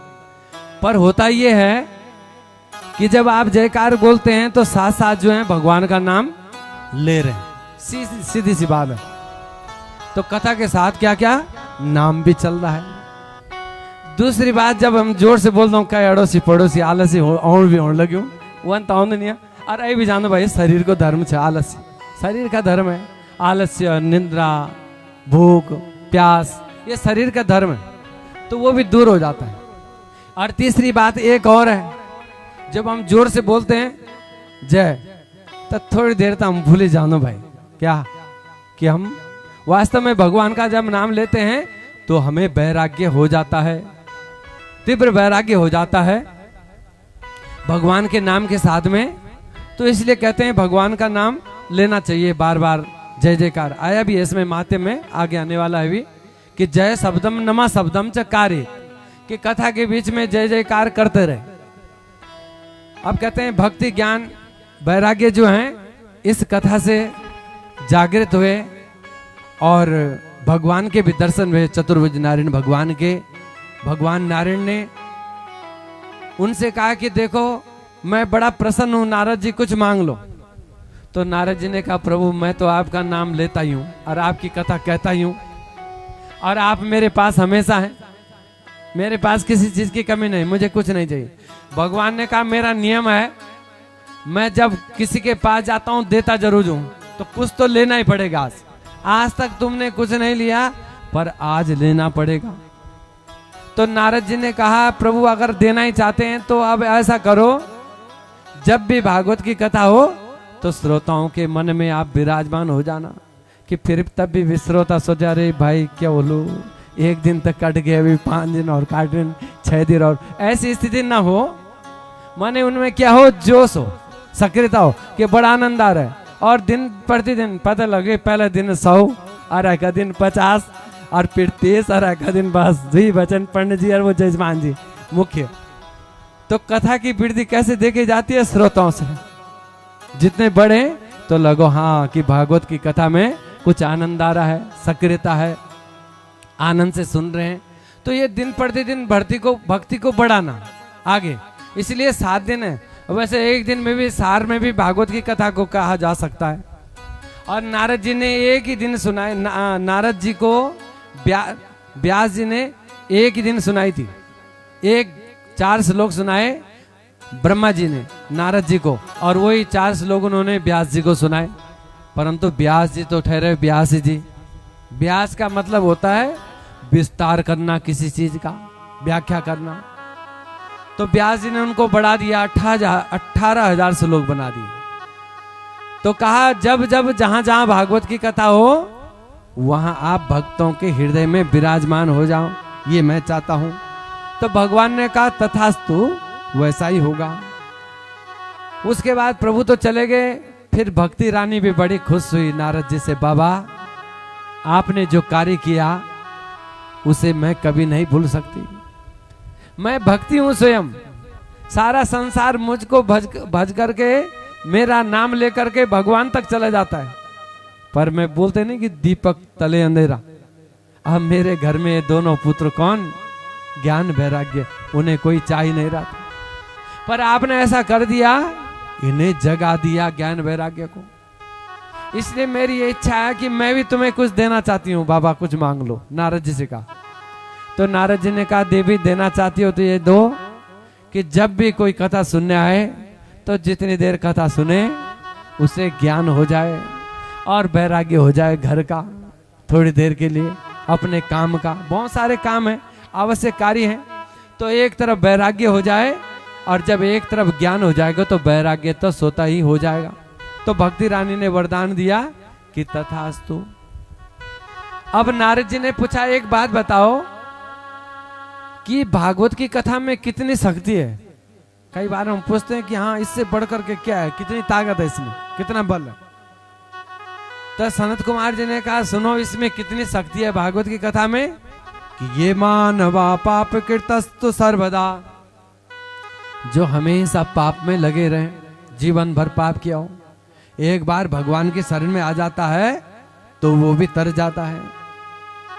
और कहते हैं क्रोधाग्नि दग्धा, जो हर समय गुस्से में रहते हो, बड़ा गुस्सा, सुबह उठ गई हर शाम तक दिन भर गुस्से में, ऐसे जन भी जो हैं भागवत की कथा सुनते हैं, भगवान नट खट की कथाएं, वो भी प्रसन्न हो जाते हैं। कि क्रोधाग्नि दग्धा कुटिलाश्च कामिना, माने उसका गुस्सा शांत हो जाए, बाद में भले आ जाएगा, 7 दिन तो चुप रहेगा कम से कम। कि क्रोधाग्नि दग्धा कुटिलाश्च कामिना, कहते हैं जो कुटिल होते हैं माने गलत मार्ग पर चलने वाले, वो भी सही मार्ग पर चलने लगते हैं। भागवत की कथा में ऐसी शक्ति है। और कहते हैं जिसने चोरी की हो, माता पिता का अपमान किया हो, ऐसे पापी भी तर जाते हैं। भागवत की सप्ताह के रूप में 7 दिन कथा सुनता है तो जीव तर जाता है। पंचोग्र पापा, कहते हैं 5 बड़े भयानक पाप माने गए हमारे शास्त्रों में। सोने की चोरी करना, किसी का घर जला देना, स्त्री का अपमान करना, बच्चों को मार देना या सोए हुए को मार डालना, ये बड़े पाप बताए गए। ऐसे महापाप भी जिसने किए हों कि सप्ताह यज्ञेन कलो पुनन्ति ते, वो भागवत की कथा को सुन करके वो जीव भी तर जाते हैं। ऐसी शक्ति है इस भागवत की कथा में। फिर एक सार सुनाया कथा का सार कि एक देव थे आत्मदेव नाम के ब्राह्मण, और जिन्हें कहते हैं आत्मदेव नाम का जीव। संत जरा दूसरे ढंग से इस कथा को सुनाते हैं। और ये जीव क्या कहता है, ये चाहता है, ये बड़ा तर्क वितर्क करता है और इसका विवाह होता है बुद्धि से, मतलब बुद्धि से बहुत सोचता है। धुंधली इसकी पतली है, भागवत जी में नाम धुंधली दिया। अब धुंधली कैसी है हमारी बुद्धि, ये बहुत तर्क वितर्क करती है, ऐसा नहीं ऐसा, ऐसा नहीं ऐसा, ऐसा नहीं ऐसा। वैसे कहते हैं बहुत ज्यादा तर्क वितर्क भी करना अच्छा नहीं। तर्क वितर्क करने वाले तर्क में ही उलझे रहते हैं। 3 बार पढ़े लिखे थे 3 आदमी, एक व्याकरण पढ़ा हुआ था और एक ज्योतिष पढ़ा हुआ और एक न्याय। बड़े ज्ञानी काशी से आए उस जमाने की बात, घर आ गए। उनके दिमाग में बात आई कि चलो भाई, पढ़े लिखे थे तीनों, चलो यात्रा करने चलते हैं। चले गए, यात्रा करने निकल गए। अब वो जब चले दिन भर तो उनको लग गई भूख। शाम के टाइम एक जगह में विश्राम कर रहे थे पेड़ के नीचे कहीं में, तो कहा भाई भोजन बनाते हैं कुछ। पर तब तक ज्योतिष वाले ठहरे, पढ़े लिखे, ज्यादा पढ़े लिखे भी कुछ गड़बड़ कर देते। ज्योतिष वाले ने कहा कि देखो भाई ऐसा है, भोजन तो बनेगा पर लग्न के अनुसार होगा, भजन लग्न के अनुसार हो। जन हम ब्यो नहीं करता, अब तो ब्यो भी नहीं जान लोकन, लग्न 2 बजे को और बारात 5 बजे होने रात का। लग्न के अनुसार हम राशन लाएंगे और इस लग्न में अगर राशन आएगी उसे हम खाएंगे तो हमारा शरीर ठीक रहेगा। अब लग्न क्या बताया ज्योतिषी पंडित जी ने, ठीक 12 बजे रात कि बार राशन लावन। अब वो क्या करे भाई, चलो भाई ज्योतिष के पंडित जी ने बताया, चले गए। 12 बज गए, सारो बाजार बंद, बाजार भाई उन्होंने सोना नहीं, दिन भर बैठे रहना, रात तक आराम करेंगे। सारे बाजार हम सब बंद। एक कोई आदमी दुकानी में रह बैठे, कोई दुकानदार सिंह, वो बड़ी मुश्किल से जगह है। और सामान लेने कौन गया, न्याय शास्त्र वाले, वो तर्क वितर्क, न्याय कहते हैं तर्क वितर्क, हमारे उस भाषा में तर्क वितर्क करने वाले। अब वो गए थे सामान लेने के लिए, चलो ले लिया उन्होंने, कुछ चावल ले लिया, कुछ दाल ले ली, मिर्च मसाला ले लिया और एक पत्ता में लिया ले घी। अब बारे तो बहाना नहीं होना ना, डब्बा अब तो भाई पन्ने में ले जा, पत्ता में दीदी ने घी। अब वो न्याय शास्त्री ठहरे, अब वो सोचने लगे कि पत्ता में घी छ कि घी में पत्ता छ। क्या सोच रहे हैं, घृतम वा पत्रम वा कि पत्रम घृतम वा, घी में पत्ता है कि पत्ते में घी है। अब न्याय शास्त्री ठहरे। अब उनके मन में ऐसा तर्क वितर्क आया, थोड़ी देर सोचे सोचे अरविंद क्या करे, ये को पता लग जा रहा, पता करी उल्टो और उल्टो करेगा। गर्मियों की बात है बोली, ठंडी में मऊ फागुना में न तो घी रही जान भाई, पता भाई घी में इतनी जान से इतना जल्दी से नहीं जान दो, पर गर्मी में तो हम डब्बा भी कितना कस दूं। हुआ क्या, वो पत्ते का घी नीचे गिर गया, आ गया बनाने के लिए। कहाँ, जहाँ पर वो जेट डाल नहीं सब पड़े थे, बैठे थे। अब बनाने लगे तो व्याकरण शास्त्र, व्याकरण वाले ने कहा बनाऊंगा मैं, व्याकरण वाला था क्योंकि बनाने का काम व्याकरण वाला करता है जो ग्रामर जानता है, कि मैं बनाऊंगा खिचड़ी, खिचड़ी बनाने चाहिए। अब घड़ा में रखे वो दाल चावल धुई लेते हैं, मसाला डाल देने। अब वो लगाए चूल्हा में, आग अग्नि लगाई। अब वो जलने लगे तो आवाज आने लग गया, खद्दा लग दूँ, जब दुख दुख होने लगे। अब व्याकरण वाले कान लगे रहे कि कौन सा शब्द है, मैंने इतनी बड़ी व्याकरण पढ़ी पर ये शब्द तो कहीं है ही नहीं, अशुद्ध शब्द, ये अशुद्ध बोल रहा है। और व्याकरण वाले के सामने कोई अशुद्ध बोले तो व्याकरण वाले का बेकार है। वेन भी उठाए बोले एक पत्थर और मार बे गड़ब, कह गड़ब मारी और वो भी करा ले, खत्म कहानी। अब जगह ज्यादा पढ़े लिखे भी भूल जाए बार, ज्यादा पढ़े लिखे भी अब ना तो वो खिचड़ी खाए पाए। अब ऐसे लगन पे लाए, ऐसे कुछ हाथ से नहीं ला, तीनों थे। अति कहने का तात्पर्य है कि अति तर्क वितर्क ठीक नहीं होता, उतना ही करें जिससे हमारा काम की चीज है। तो कह रहे हैं ये क्या थी, धुंधली क्या थी, ये बड़ा तर्क वितर्क करती थी। वैसे इस संवाद को मैं अंतिम दिन कहता हूं अच्छे ढंग से विस्तार से, आज थोड़ा ये प्रसंग बच आता है शुरू में इसलिए कहते हैं। अब ये बहुत तर्क वितर्क करता है, जीव संसार के बारे में सोचता है तो इसको खल पुत्र मिलता है, अज्ञानी। अब वो खल पुत्र जो है उसके कारण सोचने लगता है कि मुझे, वो पुत्र कहता है कुपुत्र हो गया कि लाओ मुझे धन दो, मुझे पैसा दो। अब पिताजी ने बोले भाई जब छोटे छोटे मैंने खुलाए पिलाए पढ़ाए पढ़ाई लिखाए, अब कमाओ ना, लाओ भाई पैसा लाओ। और तुम नहीं जान देते हो पिताजी, तो एक तो तरीका तो ये होने लेने को, और एक ये भी होने क्या बोधन, टेढ़ी उंगली से भी इस नहीं दोगे सीधी उंगली से तो उंगली टेढ़ी भी कर लूंगा। कह रहा है पिता से, पिताजी अगर तुम नहीं दोगे तो मैं लेना भी जानता हूं। बड़े दुखी हुए, बड़े परेशान हुए, अरे इससे कोई मुझे संत मिलता, कोई ज्ञानी मिलता है। तब कोई विवेकी आया, उनका पुत्र नाम दिया गोकर्ण। कहने जो ज्यादा सुनता है भगवान की कथा उसे कहते हैं गोकर्ण, गाय के समान कान। उसने समझाया पिताजी तुम्हारा दुख का कारण यही है कि तुमने इसे पुत्र मान लिया। एक ही बात बताई पिताश्री, दुख तुम्हें इसलिए हो रहा है तुमने इसको पुत्र मान लिया। ऐसा सोचो कि मेरा कोई पुत्र हुआ ही नहीं, और जब तुम ऐसा मन में विचार करोगे तो तुम्हें दुख नहीं होगा, तुम मुक्त हो जाओगे। तो उन्होंने वैसा ही किया और ये आत्मदेव, ये जीव तर गया। अब कहते हैं वो जो खल था वो भी मृत्यु को प्राप्त होता है, भटकता है और उसे भी ज्ञान तारता है। ज्ञान में ऐसी शक्ति है, ज्ञानी सबको लाता है। नीति शास्त्र ने कहा कि एक पुत्र अगर धर्मात्मा हो तो हजारों को तार देता है, अगर एक पापी हो जाए तो जो स्वर्ग में बिछान पूर्वज वो भी नरक की यात्रा गाड़ी बुकिंग कर देना अपने नरक की तरह। तो कहते हैं कहते हैं जैसे आकाश में एक चंद्रमा के सामने सारे तारे फीके पड़ जाते हैं, वैसे ही एक धर्मात्मा पुत्र हो जाए तो अपने सारे कुल का उद्धार कर देता है। तो वैसे ही महात्मा गोकर्ण ने किया अपने कुल का उद्धार। आगे बताते हैं कि भागवत की कथा कैसी करनी है, कब करनी है। भागवत की कथा का सार कि दैवज्ञम च समाहूय, कहते हैं किसी से मूर्त पूछे, सुंदर मूर्त पूछे कि किस दिन कथा को करना है। अगर पितृतिथि पर है तो फिर उसी तिथि को समाप्त होता है।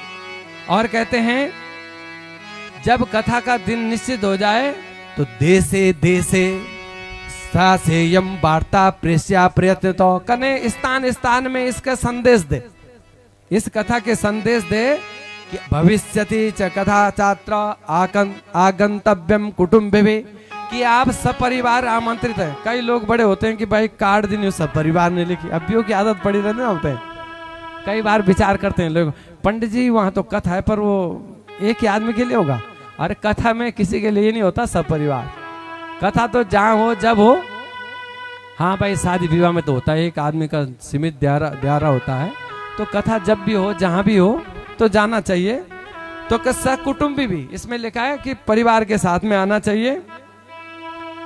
अब बता रहे हैं कि कथा कहां करें, ये भी समस्या होती है। ये सबके साथ हो जाती है, हमारे साथ भी गुजर जाती है कई बार कि कथा कहां पर कर रहे हैं। अब उसका सार बता रहे हैं कि तीर्थे वापी बने वापी, कहते हैं तीर्थ में करें। तीर्थ में देखो हमारा तो सौभाग्य है कि तीर्थ भी हमारे पास है। देखो एक आधे घंटे में हम जल लेके आ गए। कहते हैं या बने वन में करे, पर ये नहीं बताया कि तीर्थ में ज्यादा है वन में कम है, ये नहीं बताया। भागवत जी में कह रहे हैं कि तीर्थे वापी बने वापी, फिर आगे कह रहे गृहे वापी श्रवणम मतम, माने चाहे तीर्थ में कराए चाहे वन में कराए चाहे घर में कराए बराबर फल है, फल में भेद नहीं। परंतु शर्त एक ही है, क्या कि विशाल वसुधा यत्र, कहते हैं कथा सुनने का स्थान ऐसा होना चाहिए विशाल माने लंबा चौड़ा, कि जहां पर लोग आराम से सुन सकें, बैठ सके, भगवान की पूजा की जा सके। चार लोग बढ़ भी गए तो कोई समस्या नहीं।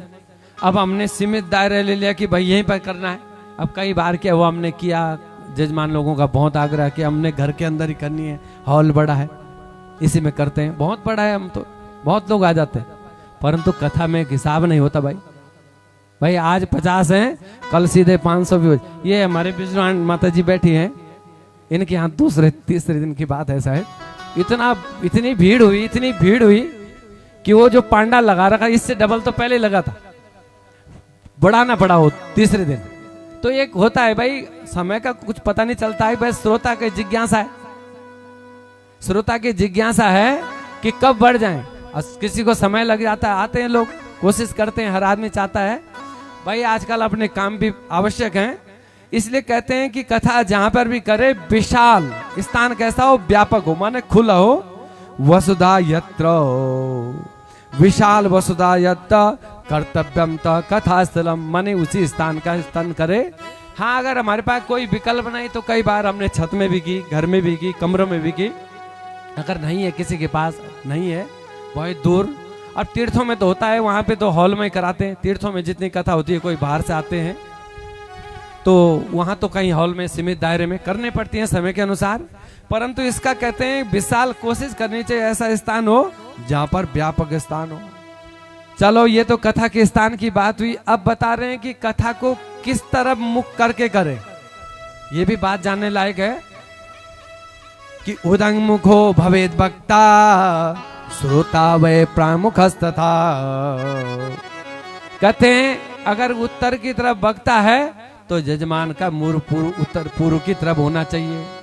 अगर वक्ता का, जैसे हमारा यहाँ ये मंडप है, हमारा मुख इधर से पूर्व होगा, तो इधर से जो पंचांग की वेदी है जजमान का उत्तर की तरफ मुख है। ये बताया उत्तर और पूर्व दिशा में मुख्य यजमान का मुख हो, आचार्य का मुख हो। अब तीसरी बात बता रहे हैं कि कथा किससे कराएं, ये भी बात जानने लायक है कि वक्ता कौन करे। कि विरक्तो वैष्णवो विप्रा, कहते हैं विरक्त हो, वैष्णव हो, जो माने भगवान नारायण को मानने वाला हो, और ब्राह्मण हो, वेद साध विशुद्ध कृत, माने वेद शास्त्रों को जानने वाला, और उन शास्त्रों का सार अपने श्रोताओं को बताने में समर्थ हो। अब कथा तो पंडित जी ने कही, पर पंडित जी को पता नहीं कि कथा मैं क्या कह रहा हूं, तो श्रोता कहां से समझेगा। इसलिए कहते हैं वक्ता ऐसा होना चाहिए कि श्रोताओं को समझ सके। भाई गुरुजी ऐसे हों, हमारे शिक्षा शास्त्र में बताते, जब बीएड का प्रशिक्षण चलता था, कहते हैं कोई भी विद्यार्थी मूर्ख नहीं होता, सब ज्ञानी हो जाते हैं, परंतु अवश्य गलती ये होती है, कमी ये होती है कि अच्छे पढ़ाने वाले शिक्षकों की कमी होती है। अच्छा जो शिक्षक है वो कुछ ना कुछ लायक तो शिष्य को बना ही देगा। भाई एक ही नहीं कि भाई सारे कथा वक्ता बन जाएं, ये सारे डीएम बन जाएं, सारे एसडीएम बन जाएं, ये संभव नहीं। पर वो शिष्य को देख लेता है कि इसके अंदर क्या पात्रता है, उस पात्रता को विकसित करता है। ये गुरु का धर्म है। तो कहते हैं वक्ता ऐसा हो जो श्रोताओं को समझ सके कि श्रोताओं की इच्छा क्या है, उनको कैसा दृष्टांत देना चाहिए, और दृष्टांत के माध्यम से कथा को सुनाए, समझाए। ऐसी कथा करने वाला वक्ता होना चाहिए। और कहते हैं भगवान की पूजा करे श्रद्धा भक्ति से कि संसार सागने मग्नम दीनम्मा करुणा निधे। भगवान को स्नान कराए, काहे भगवान से प्रार्थना करे, हे प्रभु मैं संसार रूपी सागर में डूब रहा हूं, संसार रूपी सागर में, भव सागर में डूब रहा हूं, हे दयानिधि मुझ पर दया करो, मुझ पर कृपा करो। और कर्म मोह गृहीतांगम मामोद्धर भवार्णवात, इस भव सागर से मेरा उद्धार करो, मेरा उद्धार करो। इस प्रकार भगवान से प्रार्थना करें। फिर आप बताएं कि जब भगवान की कथा करे तो उसके लिए नियम रखे, व्रत रखे। अब क्या बनाने, व्रत में क्या करना है कि भोजनम तो वरम मन्ने। दोनों विकल्प बताए भागवत जी में। अगर कोई भूखा नहीं रह सकता, किसी की ऐसी समस्या है, तो कहते हैं वो भोजन कर ले या फलाहार कर ले, जिससे उसका काम चल सके। इसलिए अगर बिना भोजन किए नहीं रह सकता तो कह रहे हैं कि भोजन कर ले और तब कथा सुने। पर ऐसा भोजन भी ना करे कि कथा सुनने में विघ्न आए। कहते हैं कथा में विघ्न नहीं आना चाहिए, वही करे, वही करे कि भोजनम तू वरम मन्ने कथा श्रवण कारकम। कहते हैं ऐसा व्रत मैं अच्छा नहीं मानता जिस व्रत को रखने से कथा में विघ्न आए। ऐसा व्रत रखें और भगवान से प्रार्थना करें जब हम व्रत रखते हैं कि क्रोध ना करना, अक्रोधना, शौच परा। देखो कर्मकांड के आचार्य लोग जितने भी हैं कर्मकांड कराते हैं तो मंत्र बोलते हैं व्रत, जब वो बरनी बांधते हाथ में कि अक्रोधना, क्रोध न करना। देखो पूजा पाठ का फायदा तभी है, व्रत का फायदा। अब हम व्रत तो दिन भर गुस्से में, तो फायदा क्या? पहले शर्त क्या है? गुस्सा न करना। दूसरी शर्त क्या है? शौच परा, माने पवित्र रहे, रोज स्नान करे, स्नान करे, भगवान की पूजा करे। और जिन भगवान कहते हैं गृहद्या निरता नित्यम, जिन भगवान की पूजा के लिए व्रत लिया है वो मन में हो। ये नहीं कि संसार की इधर उधर की बातें करें। व्रत तो रखा है शिव जी के लिए और दिन भर गिन रहा है कि हाँ 599 हो गए, अब 600 कैसे होंगे, 1 रुपये वहां से आ जाएगा, 600 हो जाएंगे। दिन भर संसार के बारे में, कपड़ों के बारे में, धन के बारे में। उस दिन कोशिश करे व्रत के दिन भगवान का नाम ले।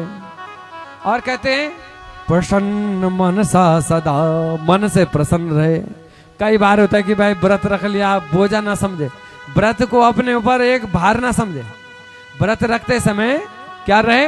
प्रसन्न रहे। ऐसा प्रसन्न मुख खिला हो, ऐसे नहीं कि पहले पता लग गया जरूर छप व्रत छ, आज व्रत है, बड़े बिल्कुल निराश हम जो बैठ गए। तो कहते हैं मुख से प्रसन्न रहना चाहिए। और अदुष्ट भक्षिणा संतो, अदुष्ट भक्षिणा संतो मां संतो पर निंदका।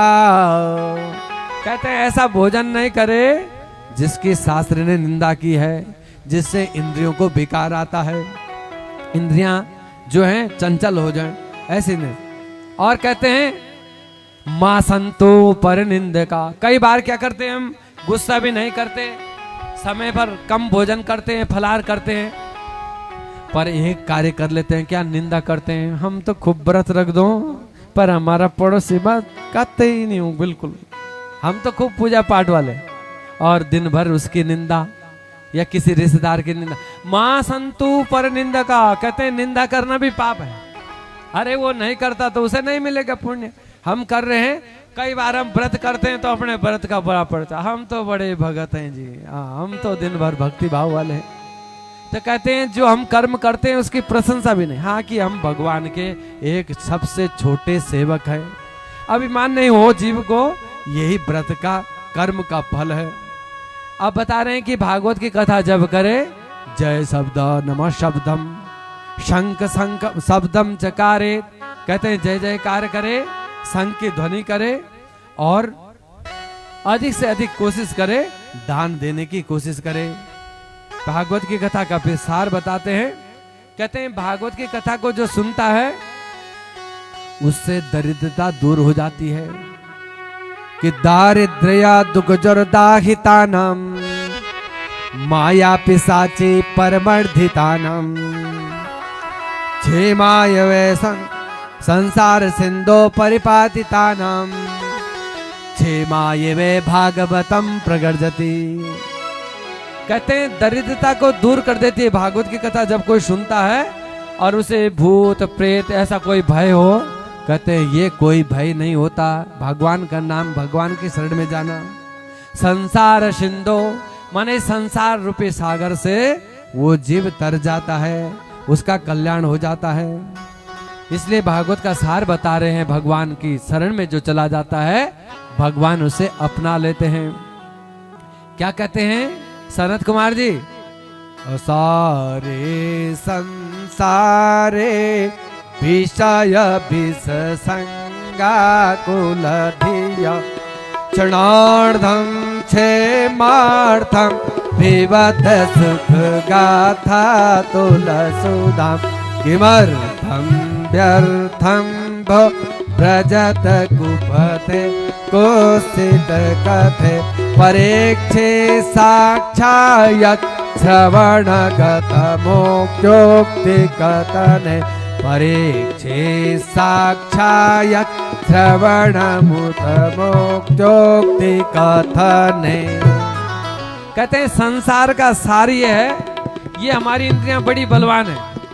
कान जो है अगर कहीं गाने चल रहे हो शादियों के, तुरंत वहां पहुंच जाते हैं। और ये जीवा तुरंत कहीं सुंदर पकवान बन रहे हो तो उधर की इच्छा कर जाती है, भाई हाट में चल जाना था, चल आज कुछ खा लेना, आज बृहस्पतिवार थे नीचे आए तो नहीं कहे कि जीव पानी, भाई जीव की इच्छा करती है। और नासिका जैसी सूंघती है, ये इंद्रिया हमारी, ये आपकी हमारी सबके इंद्रियां हमारे शत्रु कौन है, कहते हैं इंद्रियां हमारी शत्रु है। कोई शत्रु नहीं होता, कोई संसार में शत्रु नहीं, सबसे बड़ा अगर कोई शत्रु है ये हमारी इंद्रियां हैं। ये जीव कहती है देखो इतनी मुलायम छे या दांतों का भीतर बेचारी बैठी छोटी सी इतना सी, पर तुरंत ये 6 फुट का शरीर तक ले जानी सीधा दुकान में, चलो भाई मैं दाज गोल का पकाने। अब ये कौन ले जाता है, जीव ले जाती है। अब व्रत के दिन हम क्या करते हैं जीव को, ए जीव तुझे कुछ नहीं देना, तू कुछ भी बोल, तू लड्डू बोल पेड़ा बोल, कोई अरसा भी ले आए मार ना भाई वो रख दिया, मैं ना छुड़ भी नहीं सकता। और जो हमारे मन ललचेगी हो, अरे आज बेकारी यून भी आज ही लाउन च पैणो, आज ही लाउन च कलियो, और आज ही हमारी एकादशी, और अब मैं बोल तक खाई नहीं सकती, खराब हो जालो। तो कहते हैं इससे तो भोजनम तो बड़ा मन ने खा लेना चाहिए। ऐसी कोशिश करो ये जीव हमारे संसार के विषयों की तरफ न जाए। बड़ी कोमल है ये बेचारी, और ये बेचारी ये दांत जो है इतने बड़ा राज करते हैं, सारा शरीर को खिलाते हैं, और बाद में धीरे धीरे के करे दांत सब निकल जाना, और बाद में राज को कर दी ये जीव कर दी अकेला। अब चाटा भाई खाए तो नहीं सकता, अब चाटो पियो खाओ, खाएंगे कहां से, चबा नहीं सकते। तो कहते हैं इस जीव को अपने नियंत्रण में रखो। आज भिखारी इसीलिए बन गए, हमारा स्वास्थ्य खराब, जो बोल दो भाई आज मैं यन छ तन छ, क्यों कि हम जहां देखा जब देखा जिस समय देखा जैसा देखा वैसे खा गए। पहले हमारे लोग खान पान पर बड़े विचार करते थे, भाई बिल्कुल चूल्हे में ही खाना है, यहीं पे बनाना यहीं पे खाना, और वो 100 साल तक रहे, उन्होंने एक भी दवाई नहीं खाई, एक गोली नहीं खाई। हमारे एक पड़ोस में थे, वो 100 साल में गए और उन्होंने चप्पल भी नहीं पहना। वो बोलते थे कि भुला बेल का जो कांटा होता बेल का, कहते हैं अगर कोई बहुत ज्यादा सख्त है उसमें ऐसी हिम्मत साहस है कि थोड़ा कोशिश करता है मेरे पैर में घुसने की, कितनी जन सुई चुभ दी थोड़ा सा, कम बेल का पैर कांटा भी चुर देते थे अपने पैरों से। और बोला दवाई नहीं खा, दवाई तो जहर है, भुला दवाई तो कभी नहीं खाई, दवाई कभी खाई और नहीं खाई उन्होंने 100 साल तक स्वस्थ। अभी 2-3 साल पहले कथा हुई थी उनके यहाँ। तो ये क्या होता है हमारे जीव के कारण, पर उनका नियम था कि बस समय पर खाना और स्वच्छ खाना। इसलिए हम जो ज्यादा रोग हमारे आजकल घिर गए कि हम जो है स्वेच्छा पराधीन हो गए, दूसरा बनाएगा तब खाएंगे, ऐसा जो ऐसा मर्जी, शुद्धता नहीं देखी। तो इस इंद्रिय को, जीव को अपने नियंत्रण में रखना। और कहते हैं इन आंखों से भी हमारी बड़ी इच्छा होती है। क्या इच्छा होती है? आज हम देखा लो, अच्छा दीदी कखन नहीं तुम ये साड़ी, अब भूल फिर आज कथा सुनने जाने तो और दीदी पहुंच गए सीधा मॉलम, और फिर वह पसंद नहीं आए तो चला भाई देहरादून चला। अब देखो सबसे बड़ी माया किसमें बताई? कपड़ों में सबसे बड़ी। एक आदमी बोल कपड़ा को बहुत शौक है, बहुत शौक, और सुंदर सफेद कपड़े पहनते थे सूती, अब कुर्ता पजामा पहन के, अब वो लोगों के घर में जाए एक बार अपना कपड़ा देखो और फिर लोगों को देखो कि मैं देखने लगे ठीक छ मैं कि नहीं चाहूँ, भाई कपड़ों का शौक था। अब वो कई घर में गया बेचारा, आज जब घर है तब इनके देखे कि एक दाग लगे कपड़ा में। क्या लगे? दाग। अब वो फिर घर घर पूछने गया कि कहाँ लगा हुआ, क्या लगे देखो। कई हो गया भाई तुमने क्या खिलाया था? बोला हाँ तुम्हारे यहाँ नहीं लगा। अच्छा किसके यहाँ लगाओ? फिर दूसरे तीसरे। एक भाई ने बोला अरे भाई इतना देर तो सारा गांव घूमने, सारे शहर में घूम रहा है, 10 रुपए का साबुन लाए, इतनी देर में साफ कर लेता। अरे वो कपड़े का दाग नहीं, ये दाग तुम्हारे मन में बैठ गया, ये मन का, कपड़े का दाग तो मिट जाएगा, कपड़ा दूसरा भी आ जाएगा, कोई बात नहीं, परंतु मन में जब ये बैठ जाता है तो फिर कहते हैं उसे निकालना बड़ा मुश्किल है। इसलिए बताया कि जब कहीं पूजा पाठ करो, दूल्हा वस्त्र हो, सामान बहुत ज्यादा महंगा कपड़े पहने के अगर मंदिर में चल गया वीरभद्र भगवान और सौनक में ना जाके देखो वह पानी ढोलने लगा रो, दूध ढोलने कहीं दही कहीं मिठाई, और तब हम सोचो कि भाई 5,000 रुपए की साड़ी पहनी और तब हम प्रणाम कर लियो या पैंट शर्ट पहन रखा, तब दूर बेटे जय भोलेनाथ बस करूं फिर कपड़ा देख दो अपना, क्योंकि हम प्रणाम नहीं कर सकते, क्योंकि हमारा मन किस में है? भगवान शिव में नहीं है, किस में है? अपने वस्त्रों में है।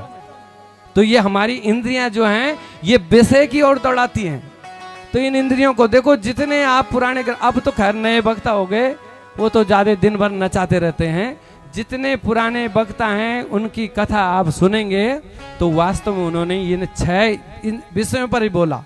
ये जो हमारी इंद्रियां हैं, ये 5 कर्मेंद्रिय, ज्ञान इंद्रिय, ये हमारी बड़ी प्रबल हैं, बड़ी चंचल हैं। तो इनको कहते हैं रोकना, नियंत्रण करना, इन इंद्रियों पर नियंत्रण रखना सबसे बड़ा फल है, सबसे बड़ी सफलता है और सबसे अच्छी कथा है।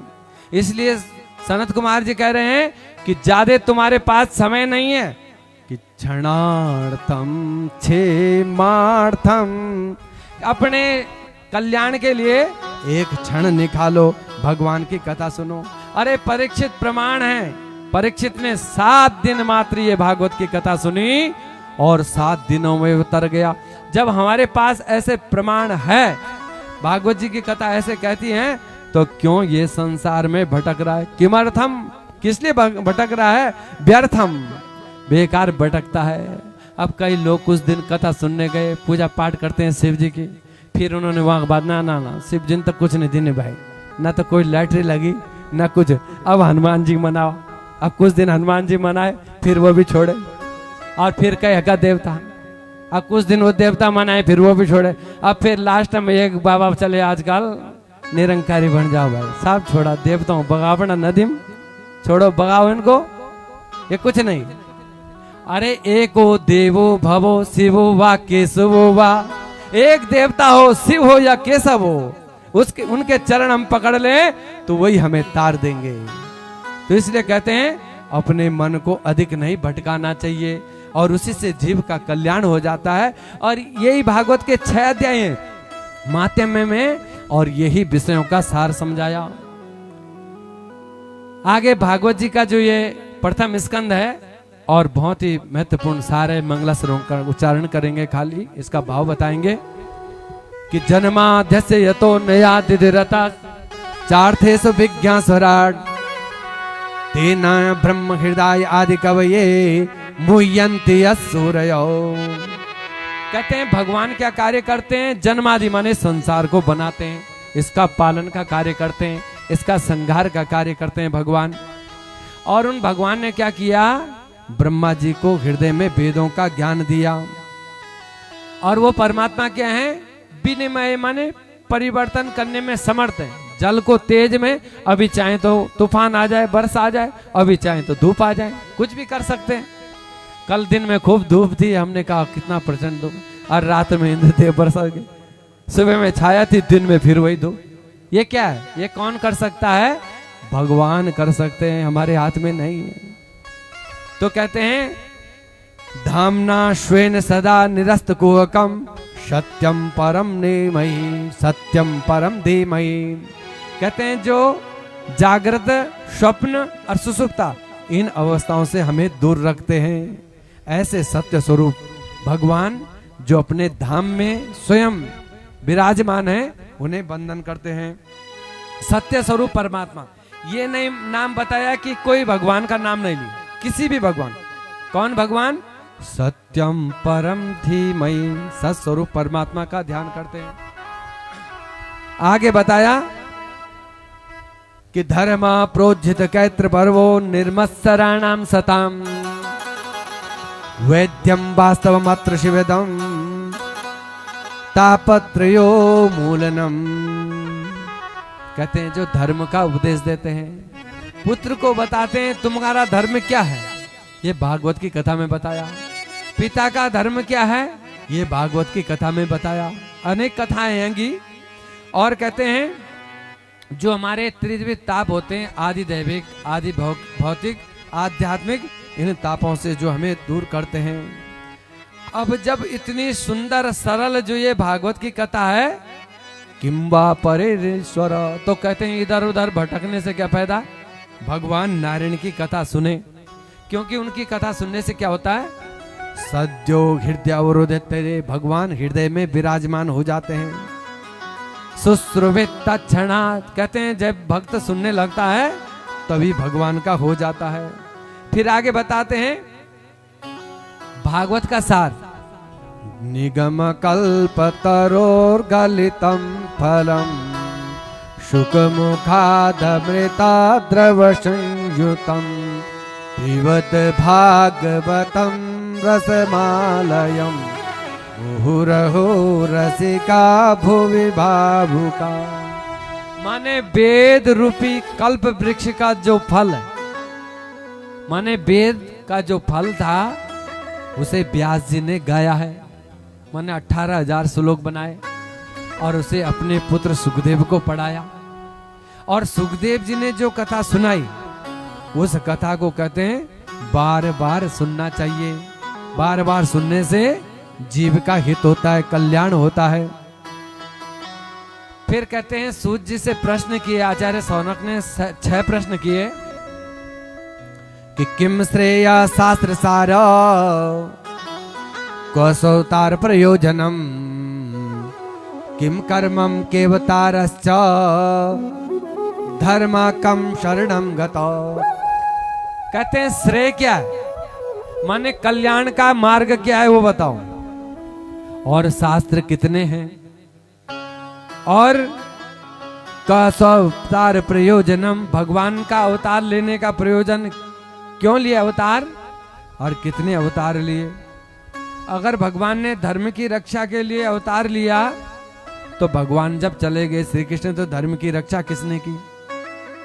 तो क्या बता रहे हैं सार में कि कृष्ण भक्ति परम श्रेय, सबसे अच्छा कोई सार है भगवान श्री कृष्ण की भक्ति। कृष्ण कृष्ण कहते हैं 1000 अश्वमेध यज्ञ कर ले, उसका पुण्य, और श्री कृष्ण का नाम ले ले, उसका पुण्य। देखो कितना सरल है। एक यज्ञ करना इतना कठिन होता है। छोटी सी कर्म सत्यनारायण कथा भी रखते हैं तो कितना व्यय, समय लगता है, धन लगता है। कहते हैं कृष्ण नाम में ऐसी अद्भुत शक्ति है, इसलिए कृष्ण भक्ति करना सबसे अच्छा है।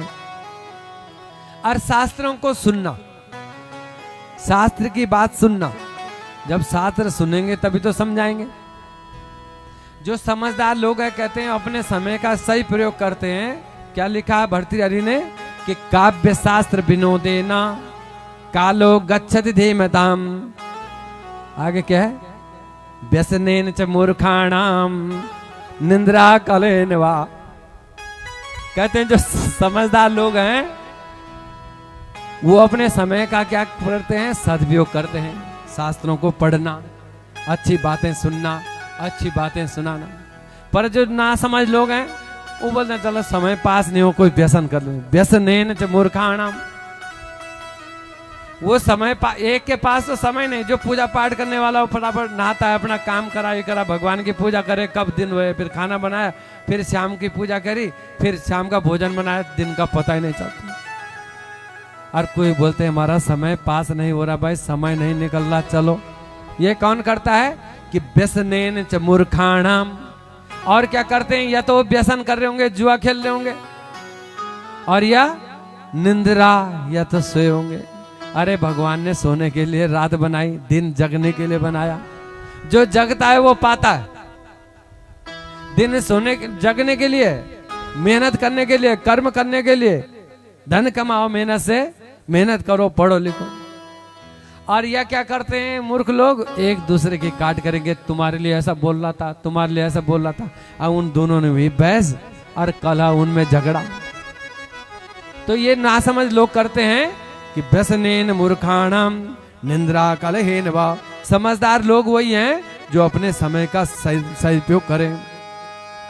और आगे बता रहे हैं कि प्रयोजनम सतो रक्षा।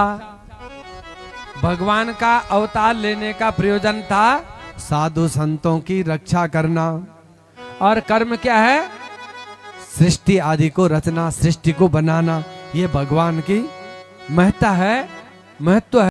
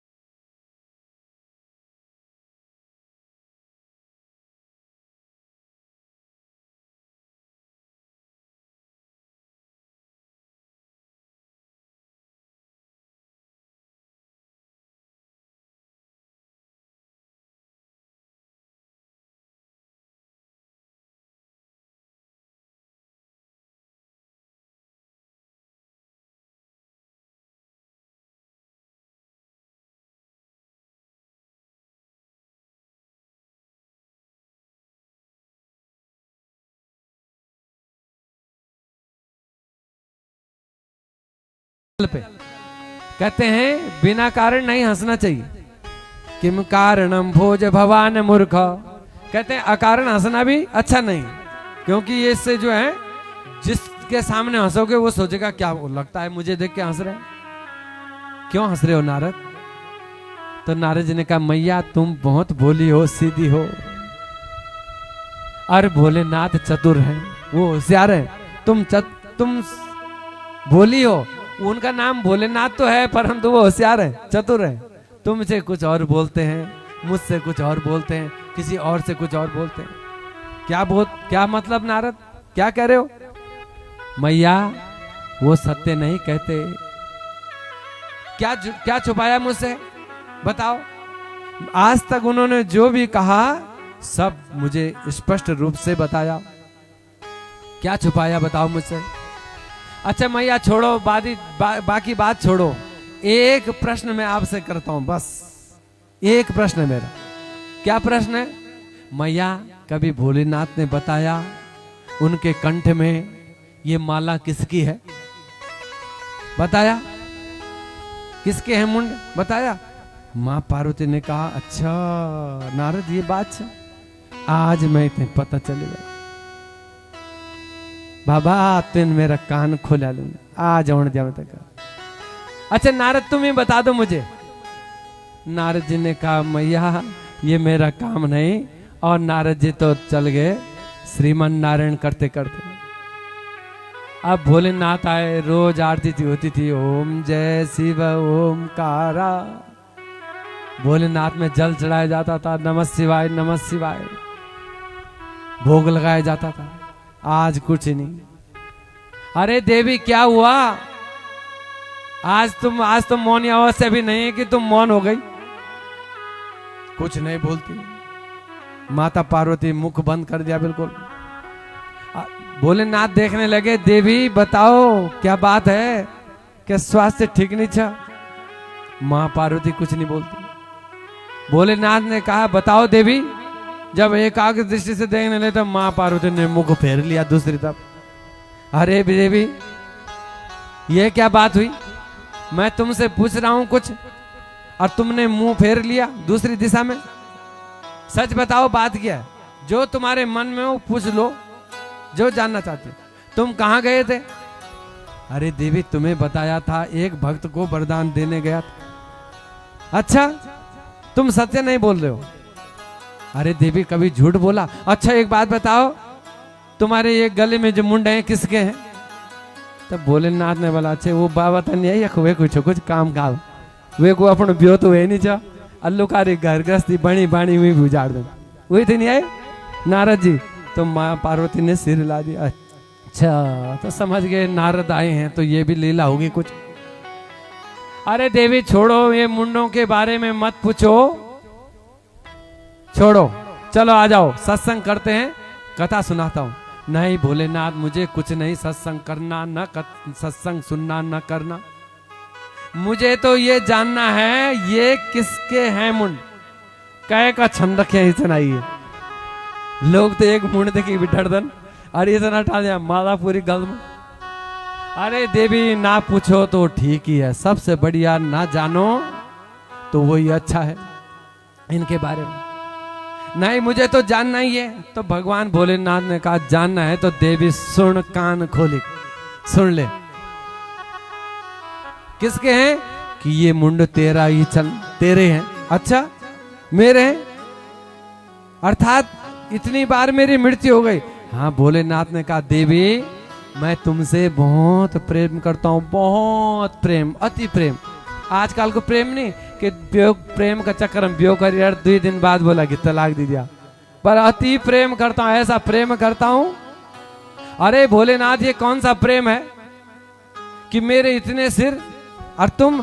कहा मैं तो अमर हूं, मेरी मृत्यु नहीं होती देवी, इसलिए मैं तुमसे प्रेम करता हूं। जब जब तुम्हारी मृत्यु हुई देवी तब तब तुम्हारे सिर को मैंने धारण कर लिया। 108 ये मुंड है, इनको धारण कर रखा है, माला बना रखी। अच्छा एक और तो कह रहे हैं कि मैं तुमसे बड़ा प्रेम करता हूं और दूसरी ओर कह रहे हो कि मैं अजर अमर हूं। तो आप अमर हैं, आपने मुझे क्यों नहीं बनाया? भगवान भोलेनाथ ने कहा देवी मैं एक नहीं 1000 बार तुम्हें बनाने की कोशिश की, पर जब जब मैंने तुम्हें अमर कथा सुनाने की कोशिश की तो तुम संदेह करने लगी, क्या होगा, कैसे होगा। ये भगवान है। अरे जो अपनी पत्नी को नहीं बचा सके, अपनी सुरक्षा नहीं कर सके, पत्नी को नहीं, तो वो भगवान कैसे हो सकते हैं? राम जी पर संदेह करने लगी। इसलिए आज तक तुम्हारे पास वो अमर कथा नहीं आई। आज तो पार्वती मैया ने कहा कि अब तो मैं बिल्कुल आज मेरो व्रत है, मैं पानी भी नहीं पीने तब तक, और पूरी कथा सुन लूं। अब तुम कथा सुनाओ। और आज तक मैं उठने भी नहीं, मेरा आसन है स्थिर आसन लग गया। तो भोलेनाथ ने कहा देवी चलो, मैं तो चाहता ही हूं भाई, कथा सुनाने वाला तो चाहता है कोई श्रोता मिल जाए जिज्ञासु, इसलिए ठीक है देवी सुनो, पर ध्यान रखो इसे कोई और ना सुने, इस कथा को कोई और ना सुन सके, क्योंकि मैं उसी को देता हूं जो सुनना चाहता है, किसी को जबरदस्ती नहीं देता हूं। अब जबरदस्ती हम कहीं बस अड्डा में पकड़ो के जाता भाई, वो टीरी जा रहा है, पौड़ी जा रहा है, आजा तुझे भागवत सुनाते हैं, वो बैठ लो, तो बेकार है हमारा कहना। हाँ कोई कहता है जिज्ञासु सरता तो सुनाते हैं। तो देवी देखो, तो माँ पार्वती ने देखा कुछ नहीं दिखा। एक शावक देखा, तोते का एक बच्चा अंडे से निकल करके छोटे छोटे पंख निकले थे। कहा ये क्या सुनेगा, ये तो संसार में अभी आ रहा। अब माँ पार्वती ने अवहेलना की और जो है स्वयं कहा कि कोई नहीं है। अब कथा सुनाने लगे, कथा चलती गई, एक स्कंद दो स्कंद, कहते हैं 10 स्कंदों कथा हुई। अब जब कथा चलती रहे, कथा होती है इसलिए कि कथा में नींद आई जाती है, ये नींद शरीर का धर्म है। अब जब माँ पार्वती को आ गई तो भाई हमार तुम क्या छो, माँ पार्वती को नींद आ गई। अब उधर जो बट की शाखा पर जो कथा सुन रहे थे आराम से बैठ करके, वो सोचने लगे कि जो कथा सुन रही थी श्रोता वो तो सो गई। अब हुंकार जो है वो दे रही थी, और हुंकार नहीं होगी तो कथा बंद हो जाएगी और मेरी कथा अधूरी रह जाएगी। तो हुंकार वो देने लगे सुखदेव जी महाराज ऊपर शाखा में बैठकर। अब भगवान शिव भी बड़े अद्भुत कथा करते थे, हमारे जैसे ने आंख खोल करके कथा करते, और एक आंख और भी छने बगल में रखा, अगर नहीं दिखे नहीं 4 आंखों देख दो। भगवान शिव ऐसी कथा करते थे, बिल्कुल आंख बंद करके वो देखते नहीं तो वो पता नहीं चलने किससे कि भाई कोई, हम तो पता चल जाना कौन बोल रहा है कौन क्या कर रहा है। भगवान शिव कथा करते थे आंख बंद करके। अब माँ पार्वती सो गई। अब कानून लग तो गया कि कोई सुन रहा है, पर ये नहीं पता चला कौन सुन रहा है। थोड़ी देर के बाद नींद खुल गई माता जी की। अच्छा तो मैंने काम करा, वो श्री कृष्ण भगवान को जब जन्म हुए वे काके क्या हुए, उसके आगे क्या हुआ? अरे देवी यही तो बात है कृष्ण कथा में, जो एक बार कृष्ण कथा सुन लेता है वो फिर दोबारा सुनना चाहता है। माँ पार्वती ने कहा मेरा नंबर तो अभी एक बार में भी नहीं आए, जब सुननी थी तब मैं सो गई। या देवी सर्वभूतेषु निद्रा रूपेण संस्थिता, नमस्तस्यै नमस्तस्यै नमस्तस्यै नमो नमः। भोलेनाथ ने कहा देवी तुम झूठ बोल रही हो। कहा मैं सत्य कह रही हूँ भोलेनाथ, मुझे नींद आ गई। अगर तुम्हें नींद आ गई तो कथा किसने सुनी? कोई चोर है लगता है। अब वो चोर तो वहां से उड़े और भाग गए सीधे व्यास जी की गुफा में। आप पीछे पीछे भोलेनाथ भी अपना त्रिशूल लेकर के चले गए। कहाँ है चोर, कहाँ है चोर? व्यास जी की गुफा में। उधर सुखदेव जी महाराज बिल्कुल सूक्ष्म योगी बन करके व्यास पत्नी पिंगला के घर में चले गए, और इधर जो है भोलेनाथ त्रिशूल के चोर चोर पकड़ो पकड़ो। अब व्यास जी तो व्यास जी ठहरे। कहा भोलेनाथ एक बात बताओ, तुम्हारे पास है क्या? तुम्हारी चोरी हुई, लोग राशन रनो बर्तन रहते हैं सबके पास, अच्छे कपड़े रहते हैं, सोना चांदी रहता है। अब ये राख को कहीं ले आने भाई, राख लगाते हो तुम अपने तन पर, सर्प जहां सर्प देख लिया वो रास्ता ही हम छोड़ लेते हैं, वो तुमने सजा रखे अपने कंठ में। तुमसे क्या चोरी हुई है बताओ? पहले तो भोलेनाथ चोर को पकड़ना बड़ा मुश्किल। अगर चोर पकड़ा जाता है तो दंड क्या दोगे? तो भोलेनाथ ने कहा ये ना त्रिशूल, ये त्रिशूल से मारूंगा। तो व्यास जी ने कहा जिसने अमर कथा सुन ली है वो मर जाएगा। भोलेनाथ ने कहा मरेगा तो नहीं, तो क्या फायदा है? जब हमें पहले पता है कि हमने परीक्षा दे करके फेल हो जाना है तो हम क्यों देंगे? पहले अगर परिणाम पता है तो आदमी नहीं देगा परीक्षा। तो भोलेनाथ ने कहा चलो छोड़ो क्या करना, अब दौड़ अपने कैलाश चले गए। इधर सुखदेव जी महाराज कहते हैं गर्भ में रहे, 1 वर्ष हुआ जन्म नहीं लिया, ऐसे कई वर्ष हो गए। एक दिन व्यास जी कथा सुना रहे थे, अपने शिष्यों को पढ़ा रहे थे, पहल, सुमंतो, दारुण इत्यादियों को। तो सुखदेव जी पेट से बोलने लगे, पिताजी सिर के बाल फूल गए और मंत्र गलत पढ़ रहे हो। इस मंत्र का उच्चारण दीर्घ होना है, जिसका उच्चारण दीर्घ होना है उसका तुम ह्रस्व कर रहे हो, किसी का प्लुत कर रहे हो, यह गलत है। तो व्यास जी बड़े प्रसन्न हुए। उन्होंने कहा, हे पुत्र तू जन्म ले ले और आज के बाद तुम विद्यार्थियों को पढ़ाओ और मैं वन में चले जाता हूं। सुखदेव जी ने कहा, मैं जन्म नहीं लूंगा।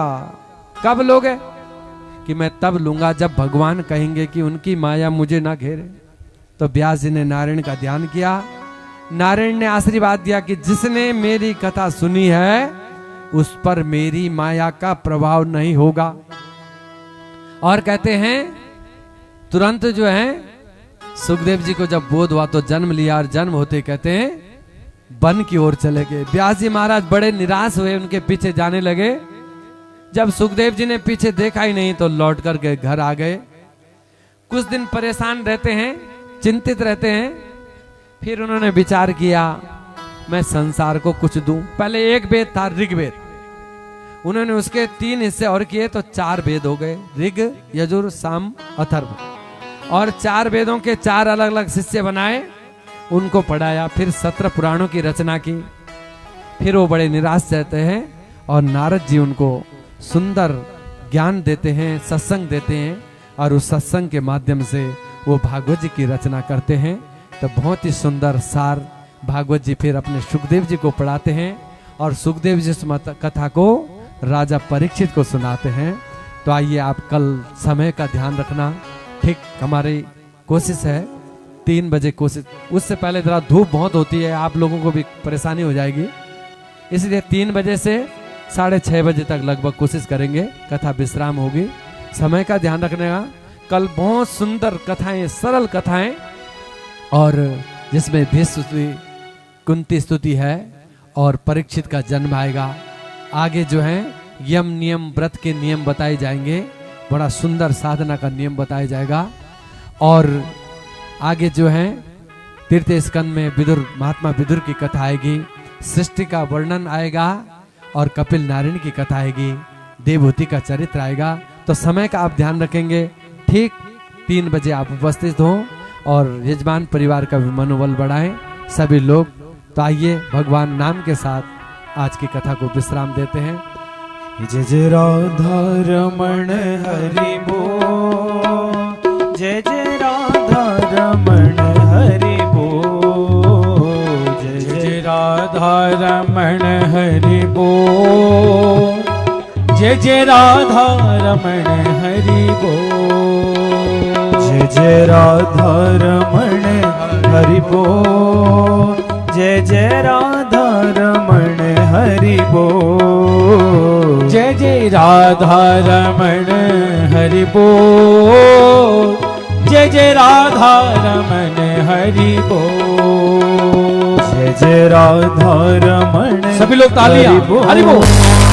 जय जय राधा रमण हरि बोल, जय जय राधा रमण हरि बोल, जय जय राधा रमण हरि बोल, हरि बोल हरि बोल हरि बोल, हरि बोल हरि बोल हरि बोल, हरि बोल हरि बोल हरि बोल, हरि बोल हरि बोल हरि बोल, हरि बोल हरि बोल हरि बोल, हरि बोल हरि बोल हरि बोल, जय जय राधा रमण हरि बोल, जय जय राधा रमण हरि बोल, जय जय राधा रमण हरि बोल, जय